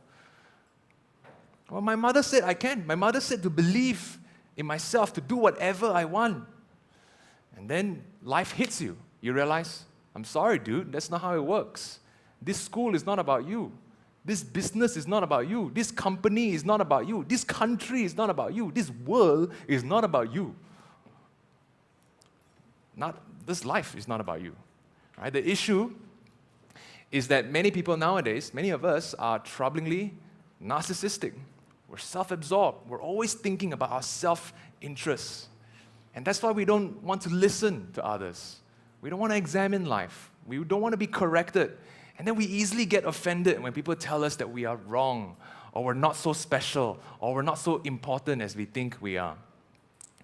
One of the problems of deriving the meaning of our lives from ourselves is that we actually become less rational as human beings, and therefore we become less able to deal with life's problems. my little son has this book called The Mind Muddler, right? It talks about how people become muddle-headed. They become confused because they think that everything about life is about me, right? And then life goes really bad for them unless God does something to change their minds. You see, to live a good life, you need to be honest and clear about the ideas that you have in your mind, about the ideas that you live by. And the sad reality is that many of us have not worked out what those ideas are. We're not even sure what we believe. I mean, we kind of know, right? Some of the things that I'm saying, I think you relate, you can understand what I'm saying. And now as you're thinking about it, maybe you're not even sure whether you actually believe the things that you've been telling yourself over these years. Okay, let's think about it for a little bit. Okay, let's begin with our health. Health, okay. So now let's think about health. It's good to care for our health, yes? If not, you'd be constipated like those three guys. Okay, every single day wake up, got constipation. They need to change that diet, man. Okay? All right, so what is the point of looking after your health? What is the point? Let's say the reason why you're looking after your health is so that you can work. Okay, now think about it. What is the point of working? So that maybe you say, I can make money to care for my family, to give my family a more comfortable life. Or maybe you say, to create businesses so that I can create job opportunities for people and help solve the problem of poverty a little bit. Okay, so you have some reasons. Okay, next question. Okay, so what is the point of that? What is the point of making money for those reasons? Now, the problem is that there is always the same question coming at us again and again and again and again. What is the point of doing that? Right? What difference does it make? And as you move up the ladder of questions, we find that the answers get more difficult to answer. Right? It's more obvious at some of the more apparent reasons. But when you start thinking bigger picture, it's like, yeah, actually, why? Let's say that your life's ultimate meaning is attached to personal relationships. This is the big one. Many people actually attach their life's ultimate purpose to their love for their family. Okay? They love their family, so they live for their family. Well, here's the thing. People die, right? Everybody dies. And I don't know about you, but that's a depressing thought to me, okay? If all the people we love die, and we have chosen to set our life's meaning and attach it to personal relationships, then have you lost your purpose in life? And if you lost your purpose in life, should you then kill yourself since you have no more reason to live? Some people think that, right? I have no more reason to live. What's the point? How do you convince yourself to stay alive? Maybe you find another reason, right? There's this book written by Atul Gawande where he was talking about how in the hospice, hospice is where people wait to die, or in an old folks' home, a lot of them just very depressed, very sad in life. And so the doctors had to figure out a way to help these older people cope with life. And so they brought in cats, they brought in dogs, they brought in various things that these old people could care for, and they've realized that it actually promoted their well-being when they do that. When we lose that sense of purpose for something outside of ourselves, we start to feel like there's no point of living. We start to feel like we want to die. People who don't believe in God have themselves said that it seems that nothing that they do in life makes a difference. Because nothing lasts forever, You could make justifications for most things, whether small things, big things, but none of these explanations explain the whole point of life. You could give a reason for this, a reason for that, but what's the point of it all? If there is no God, if there is no life beyond death, and this life is all there is to it, I mean, if you think about it, will it matter if you became a CEO of a smartphone company and oppressed Chinese workers to make you billions of dollars? Or if you invested billions of dollars to help the poor children of Africa so that they could eat? Will it make a difference if you became an oppressive CEO or a very kind CEO? It might make some people happier on one hand. It might make some people sadder on the other hand for a brief time while they're alive.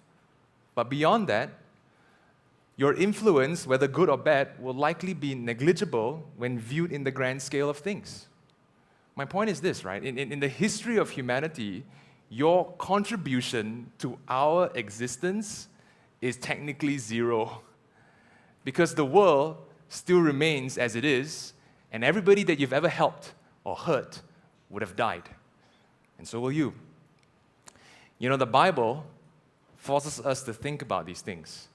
In Ecclesiastes 1, verse 2 to 4, that's why, my encouragement to you is to read the Bible, because the Bible is very real about these things. Vanity of vanities, says the preacher. Vanity of vanities. All is vanity. What does man gain by all the toil at which he toils under the sun? What do you get from working your whole life? A generation goes, a generation comes, the earth still stays the same. Verse 9 to 11, what has been is what will be, and what has been done is what will be done. There is nothing new under the sun. Is there a thing of which it is said, see, this is new?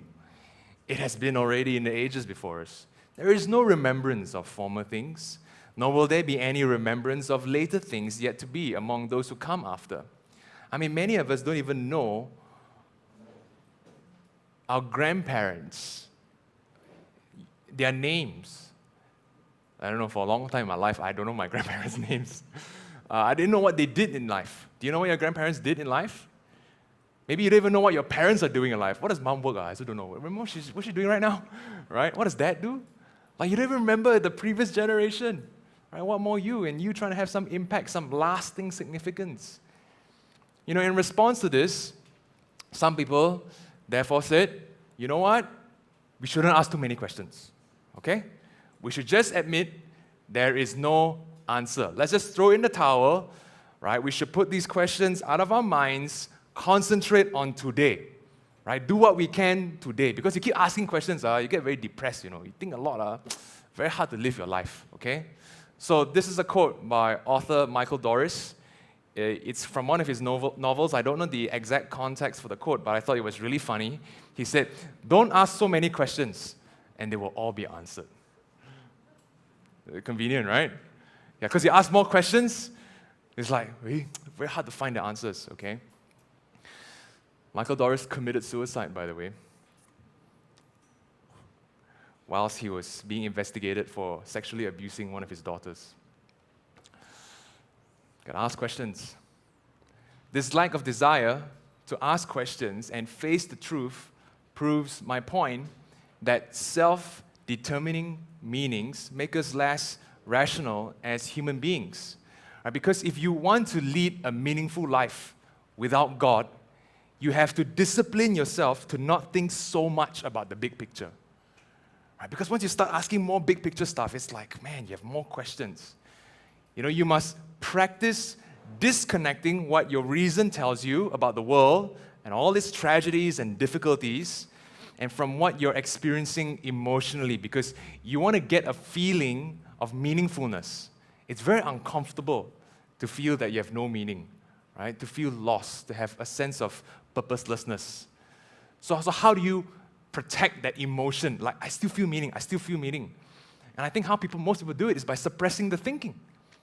Don't think so much. Don't reflect so much, right? Just whatever we decide, just focus on that, right?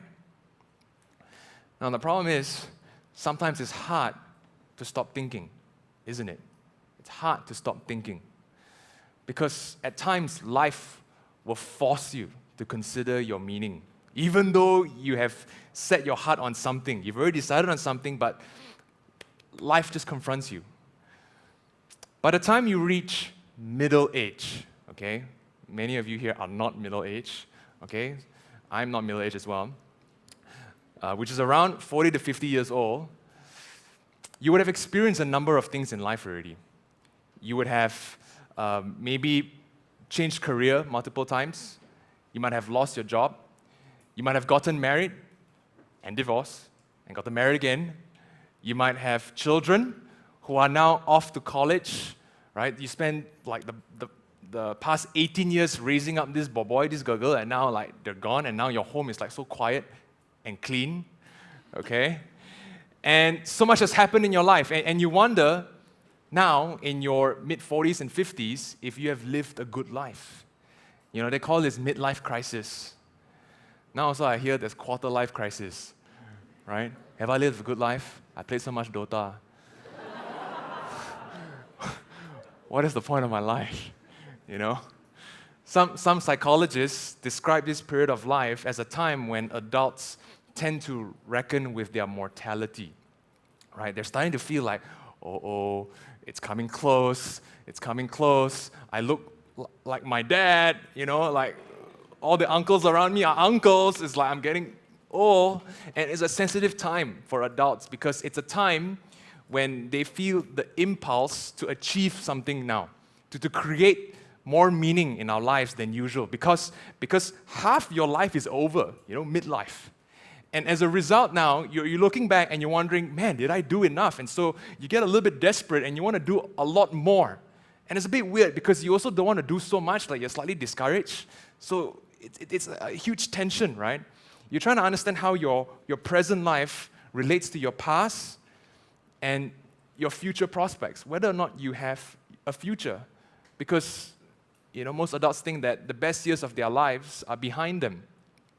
And it's just going to be more difficult now, looking ahead. And so and in the middle of it, are they ready to move forward into the future? Leo Tolstoy, one of the greatest authors of all time, felt this sudden lostness around the age of 50 when he began to realize every loved one would be taken away from him and all that he had written would eventually be forgotten.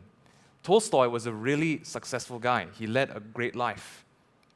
But in his book, A Confession, he asked, why should I live? Why wish for anything or do anything? Is there any meaning in my life that the inevitable death awaiting me does not destroy? Now, he also said, and I thought this is interesting, how can we fail to see this? That is what is surprising. Remember, he's writing in his 50s, okay? One can only live while one is intoxicated with life. As soon as one is sober, it is impossible to see that it is all a mere fraud and a stupid fraud. There are many people who think that life is absurd. Life doesn't make sense. It just creates more questions. It's just full of just pain.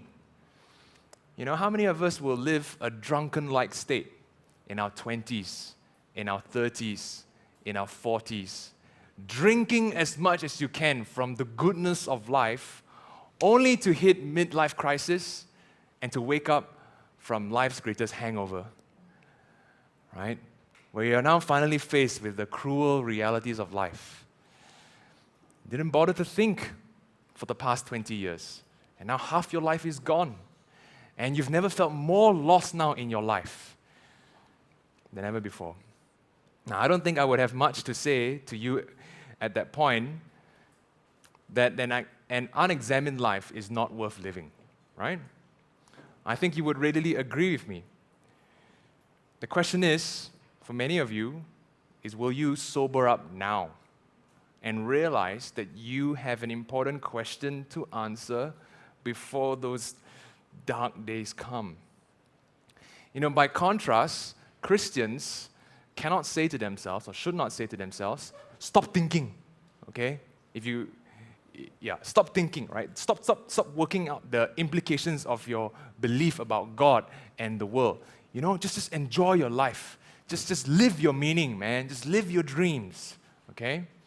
No, if a Christian is feeling downcast and he's feeling meaningless, it is because in one sense that Christian is not being rational enough. That Christian has failed to think enough about the implications of what he or she has already learned from the Bible and applied that into their daily lives. Because Christianity teaches that there is a God who created everything. And God made us in love to know Him, to live for Him. But as a human race, we have turned away from God, and that's why we're all lost, you see. Romans 1, verse 21 and 23 says this, "For although they knew God, they did not honor Him as God or give thanks to Him." I think many of us here have a sense that there is some God out there, right? But you don't bother with Him as much. You don't really care. You don't honor Him. You don't give thanks to Him. And so what happens is we became futile in our thinking. And our foolish hearts were darkened, claiming to be wise. We're so clever. We know how to create our own meanings. We became fools and exchanged the glory of the immortal God for images resembling mortal men and birds and animals and creeping things. Instead of thinking about the real God, we have resorted to the things of this world, to idolatry. This is what the Bible calls sin, right? At the end of the day, I don't know what you think about Christianity or religion, but sin is a bit deeper than that. It's not just doing wrong things, it's wanting to live life your way and rejecting God, not honoring God, not giving thanks to God. It is as if you're living as your own God of your life. And this is why many of us have lost that sense of purpose. And in the end, we die. We're destined to die. Romans 6, verse 20-21 says this, "When you were slaves of sin, you were free in regard to righteousness. But what fruit were you getting at that time from the things of which you are now ashamed? For the end of those things is death." You see the language that the Bible uses to talk about our lives? We are slaves of sin. What is a slave? It's someone who is in bondage, right? You think about your life, it's almost as if you can't break out from it. You're just kind of stuck in it, right? And you're just in that cycle and you keep wanting to live for yourself. But if you keep doing that, what do you get at the end? What do you get from all that activity, from all that success and achievement? The end of those things is death. If you live for your self-created meanings, as wonderful as you can make it out to be, in the end, if it's not something that God has approved, it will only lead to your death. But then God also reveals that He is a merciful God, and He promised to bring us back to Himself. And that's why God sent His Son, Jesus Christ, into the world to break the power of sin and death. Okay, this reality of sin that's controlling your life, this fear of death that is clouding your life. Jesus comes to solve that. And this was done at an infinite cost to Himself because Jesus had to die by crucifixion on a cross. Romans 5 verse 8 says this, "God shows His love for us in that while we were still sinners, Christ died for us." This is something to really think about, to really consider, that the love of God was actually manifested for us, humanity. But we have not considered it. We have not cared about it. And Christian teaching is that Jesus rose again from the dead, He ascended into heaven, and He is now ruling and preparing for a new heaven and a new world by which He will bring His people. A world without death, a world without suffering, where His people will live with Him forever. And it is in that world that the deepest longings of your heart will be fulfilled. So Romans 5 verse 10 says this, "For if while we were enemies, we were reconciled to God by the death of His Son, much more, now that we are reconciled, shall we be saved by His life."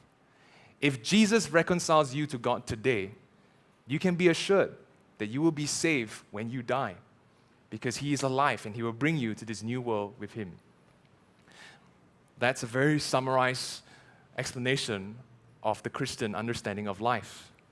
You know, I had many unanswered questions in my life until I understood the teachings of the Bible.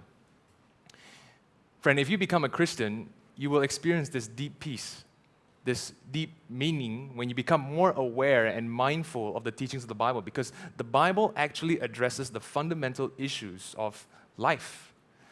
Of course, sometimes you will meet Christians who don't experience this peace, who don't experience this meaning. Well, it's because they're not really considering what the Bible says and they're inconsistent with their faith. But for you, right, if you really believe there is no meaning in life and that all that you can do is to create your own meaning, then if you start to think about the big picture, how nothing you do is gonna make a difference in the end, and how your life is is not your own and you're subjected to forces larger than yourselves, you will start to experience the dread and anxiety of someone who's practically lost. Like a man stuck in the middle of an ocean. Right? You look at that big world. What is it all about? You don't know how to make sense of it. You can create your own meaning. You could say, I think this is what it's about. But really? Do you really know? And so there are some things that I just said about Christianity which I want to encourage you to seriously consider. Of course, you can ignore everything I said, right? You can ignore all of these things. You could choose to hold tightly to whatever makes you happy. But I hope you see that it's not a very wise way to live your life. You're basically choosing to live according to an illusion that you created for yourself, just to make yourself feel meaningful, feel happy. But is that really the truth about life? You need to face the brutal facts of life, and it's not a very pretty picture. Now, I know many people have insisted that they have a satisfying meaning in life, a good life without God. Okay, so I have met some people who say that. And they say, religious people like you, are stuck in your teachings and your practices. You have to go to church on Sunday. You have to attend all your small groups. And, you have to participate in church activities, social activities. But I'm free to do whatever I want. So I prefer not to be religious in that sense. Well, I want to ask, right, can we have meaning in life without any belief in God at all? And I want to say that the answer is both a yes and a no. Okay? I say yes because, like I said, you can choose your own meaning in life and be happy. If you decide that your meaning in life is to be a good parent or to fight climate change or to play games all day, okay, then by definition, you have a meaning in life. But at the same time, I would say no, because there is a difference between giving your life its own meaning versus understanding the meaning of life that is given to you. Those who believe in God want to understand the meaning of life apart from our own feelings, apart from our own interpretation. Instead, we want to discover life's objective meaning. Right? Does life itself, does God have to say something about everything? And if He does, I want to know what it is. I've lived my life my own way for many years now, and I'm not confident that I know what I'm doing. So, what do you have to say, God? If you believe that you were made by God for certain purposes, then there are inherent meanings that you must accept. Right? If you base your life on this God-given purpose and meaning, I want to suggest to you that you are basing your life on a better foundation, because a God-purposed life coheres more with reality. But those who create their own meaning for their own lives are living with fragile, self-created meanings because there are aspects of life that will threaten it. Okay, so subjectively, it makes complete sense to live for what you have determined to live for, until life kicks you in the face and challenges that self-created meaning that you have. You see, when you create your own meaning, it must be around something located in this life, in this world that we live in. Right? The whole story of your life is everything in between the moment you were born to the moment that you die. And there is a certain philosophy, which is called secularism, that interprets life based on principles derived solely from the material world without any reference to God and religion. Right? So I'm just going to try to figure life out from what I can figure out. And more often than not, the answer is I'm going to create my own meaning, because there is no larger meaning, the meaning. And I would suggest to you that this is a very limited perspective of life, because it really depends on what you're exposed to and what you have, and therefore what you choose to live for given the various options that you have. So maybe you're exposed to, so the various options that you have are family, okay, standard ones. Family, what else? Wealth, what else? Pleasure, sex, what else? Intelligence, knowledge, career, achievement, right? Don't you think these are all the various things that people live for? And depending on what you're capable of and what you desire, you would choose to live for one of these things. And to have a good and meaningful life is to have life to go well such that you attain that thing that you have chosen to live for. Correct? But what happens when you fail? What happens when things don't work out? You don't actually get that. And this is where the reality of suffering and death disrupts our lives. Suffering has the power to destroy your created meanings. Your created meanings are always under threat by suffering, by tragedy. And when it's taken away from you, you begin to feel like you're losing yourself. Like when someone dies, or you didn't get that result that you want, when you didn't achieve that, like your world starts crumbling down when something tragic happens in your life or you don't get what you want. Some of us might collapse psychologically. Some of us might collapse emotionally and go so far as to commit suicide if we don't get what we want. You might even become desperate and collapse morally. You start doing things that you know is wrong, but because you're so desperate to get it back, you don't care anymore. You see, if you choose to live according to your self-defined meanings, you leave yourself very vulnerable to the harsh realities of life in this world. Life itself will eat you up. Suffering, tragedy, death, right? It chips away at your life bit by bit by bit until you're old at KL Hospital suffering from stage 4 cancer on that bed alone, right? But if you have your life's meaning located somewhere outside of you, to something that is true, to something that is unshakable in reality, something beyond this life and beyond this world, your meaning in life cannot be destroyed by adversity. For example, if your meaning in life is to know God, to live for God, to be with God, then suffering can actually enhance your meaning in life because it forces you to draw closer to God. You know, there are many cultures and religions that operate in this way, actually. For example, in Buddhism, the meaning of life is to escape the cycle of reincarnation, to enter into eternal bliss. For Hinduism, the meaning in life is to escape the illusion of this world, to merge with the all-soul of the universe. Or in certain Chinese cultures, the meaning in life is to rest with your ancestors after you live an honorable life in faithfulness to your family. Or in the Christian worldview, it's becoming like Christ and living with God and others for all eternity. Now, if you notice, these are all conflicting views, by the way. So if you say that all religions are the same, I hope you can see that that's actually not true.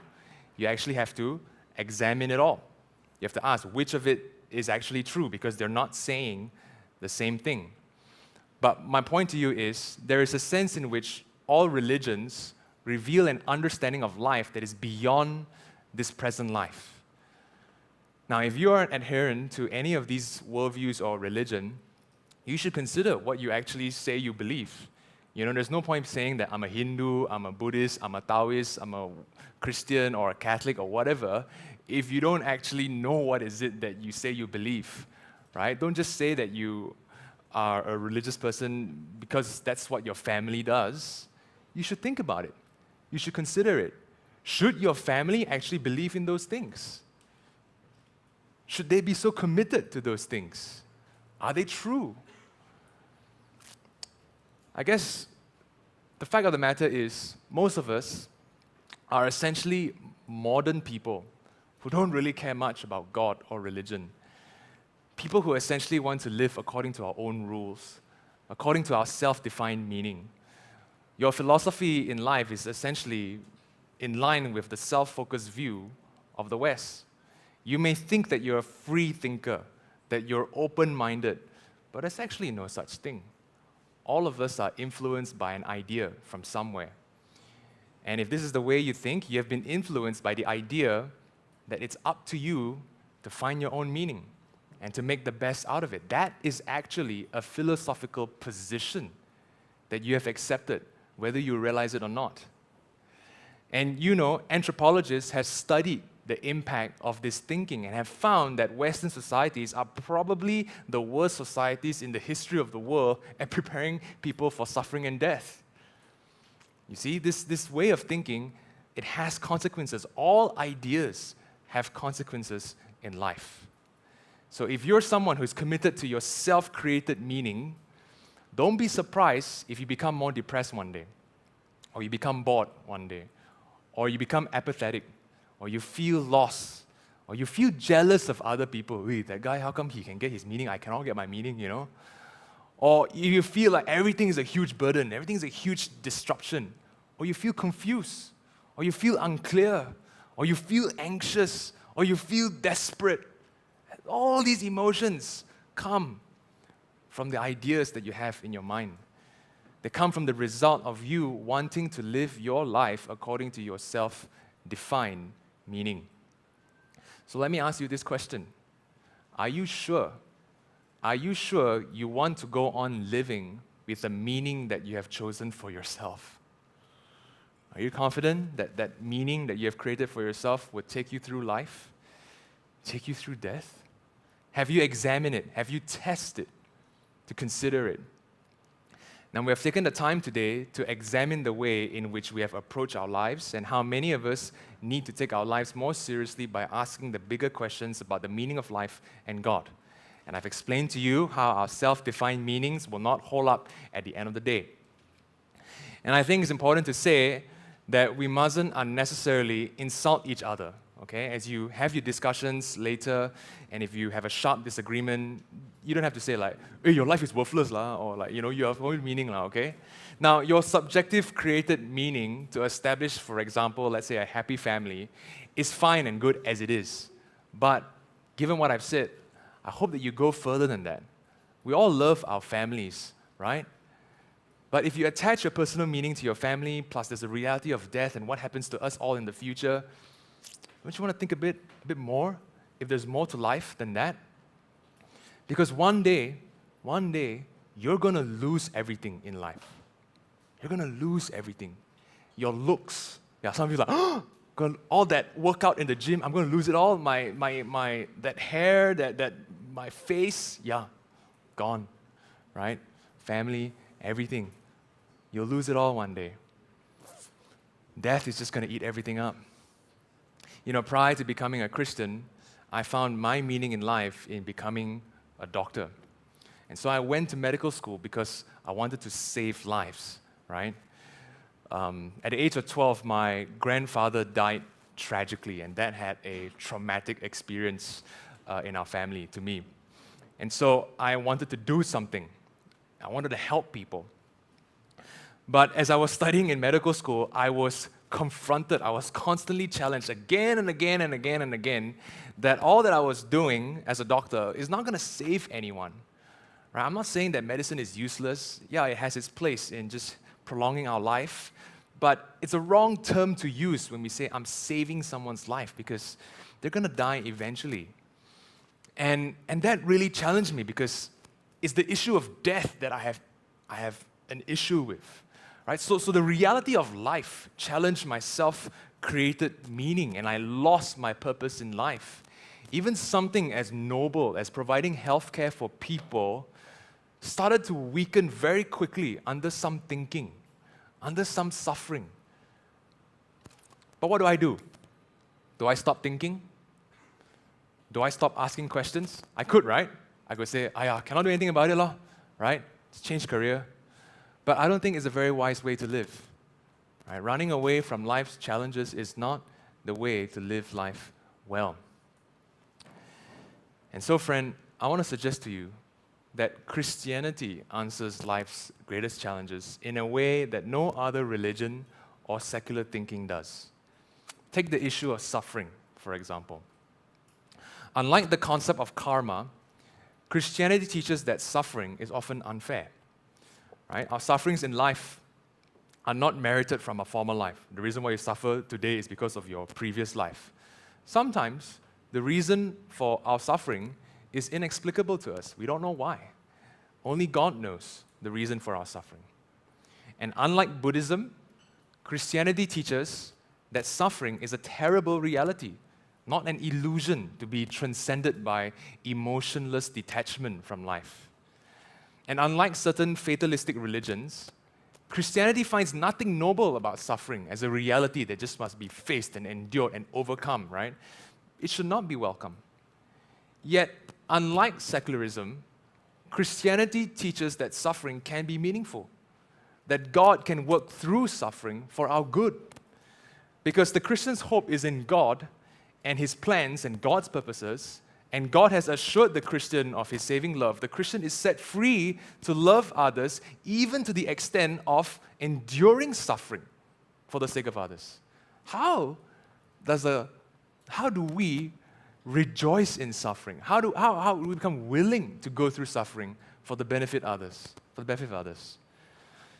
You know, if you don't know God, suffering is accidental, right? Suffering is meaningless.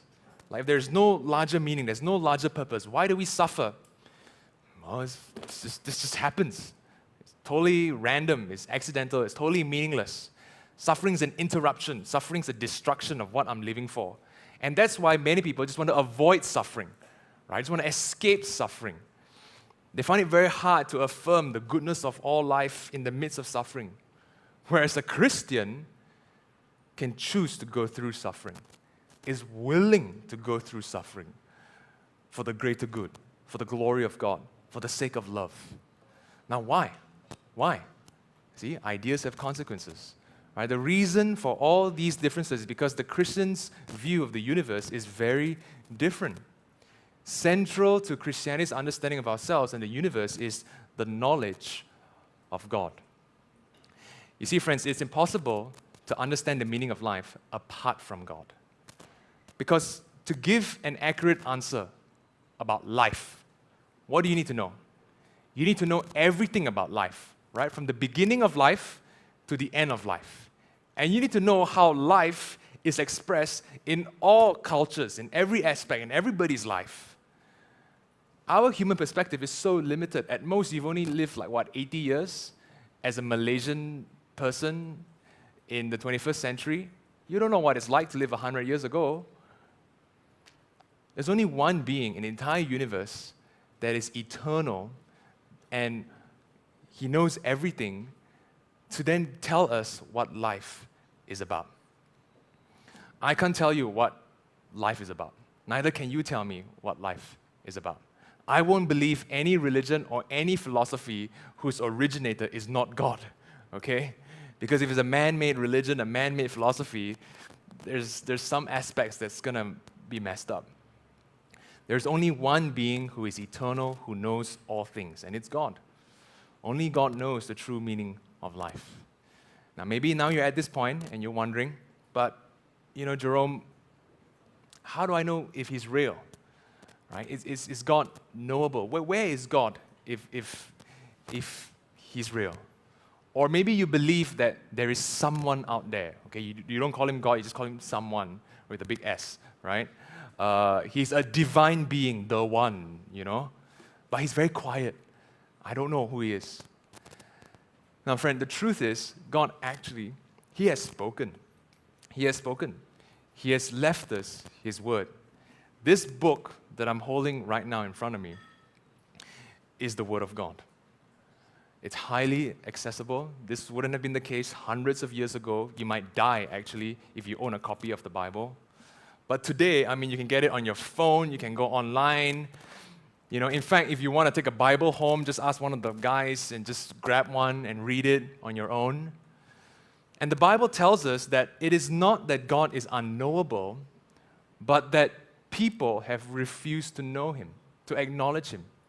Even if you put the Bible in front of you and I say, this is God's word, will you read it? Will you want to consider it?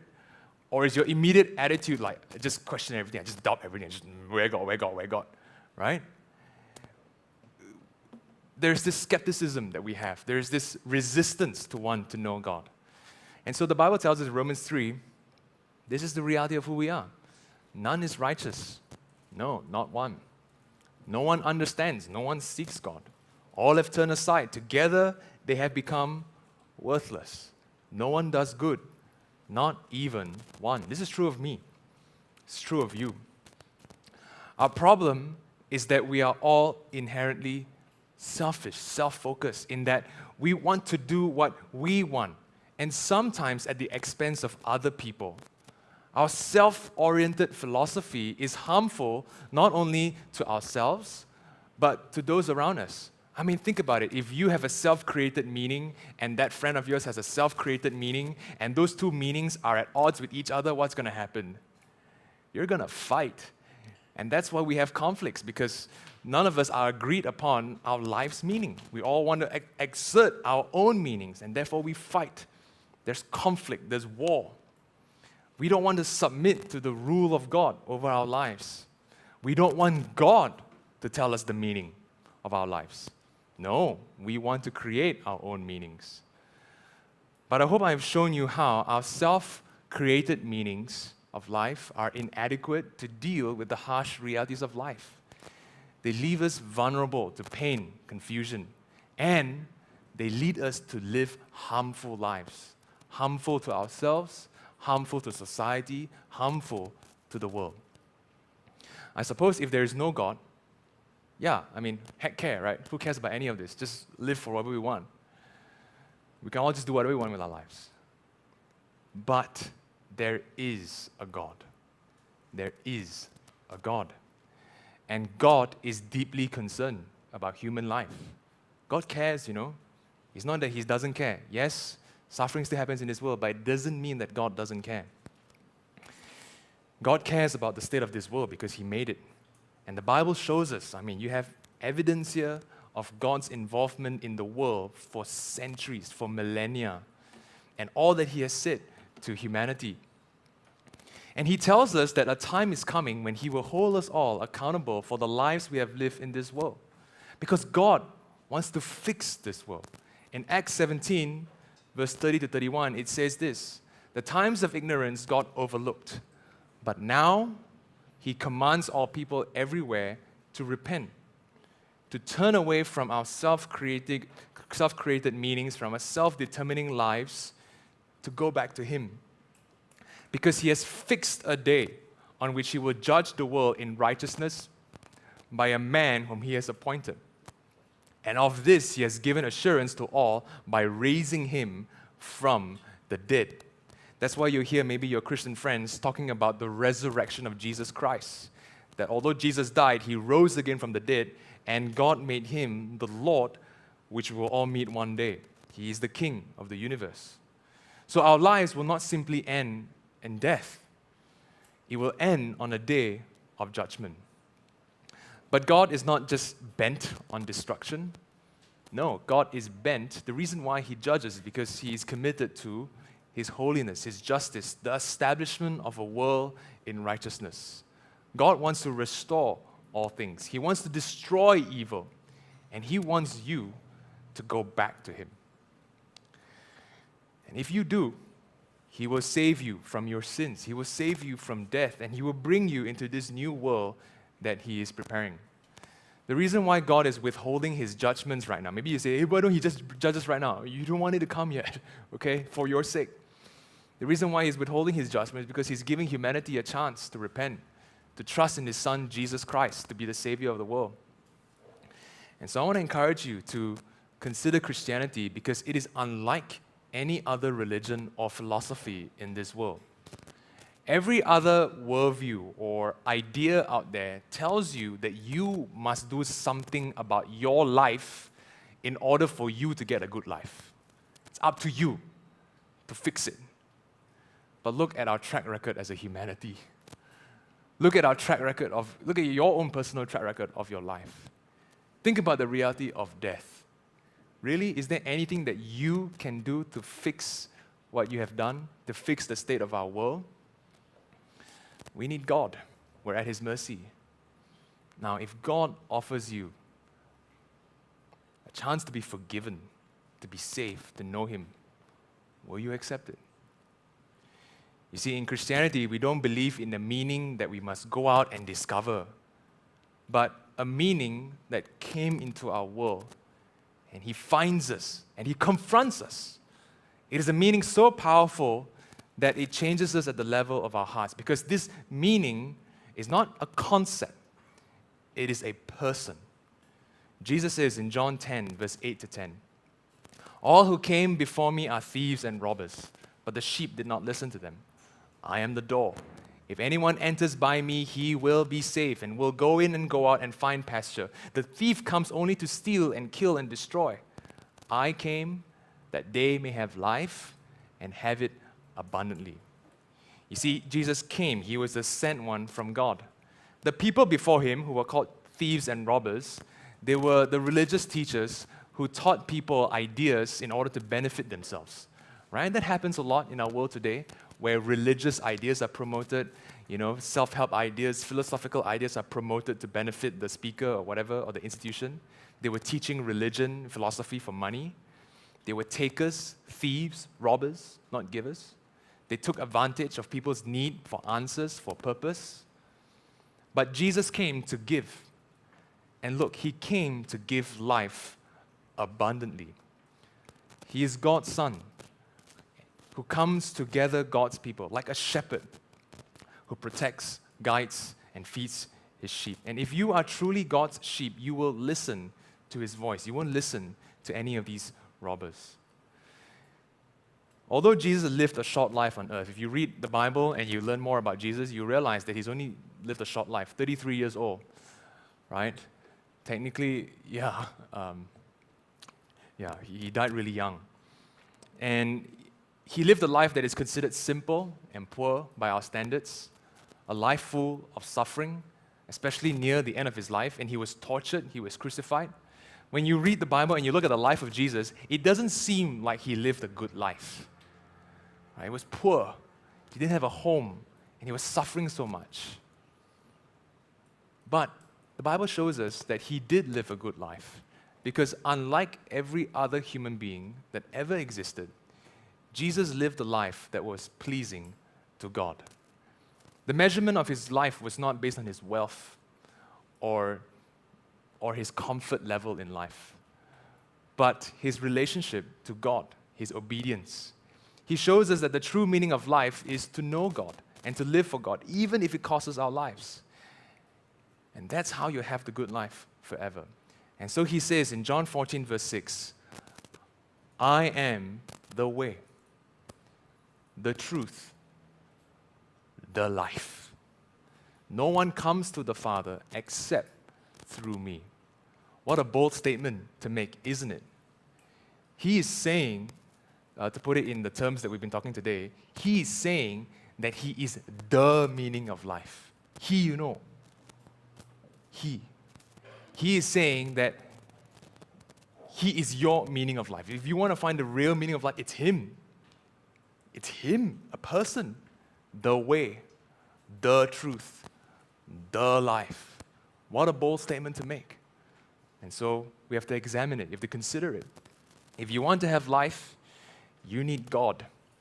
And the only way that you can know God is if you come to know this Jesus and to follow him as your Lord and Savior. Because the Christian's answer to the meaning of life is not a concept, it's a person. So if you get Jesus, you get God. And you get God, you get life. Okay, more on this next week. Thanks for listening.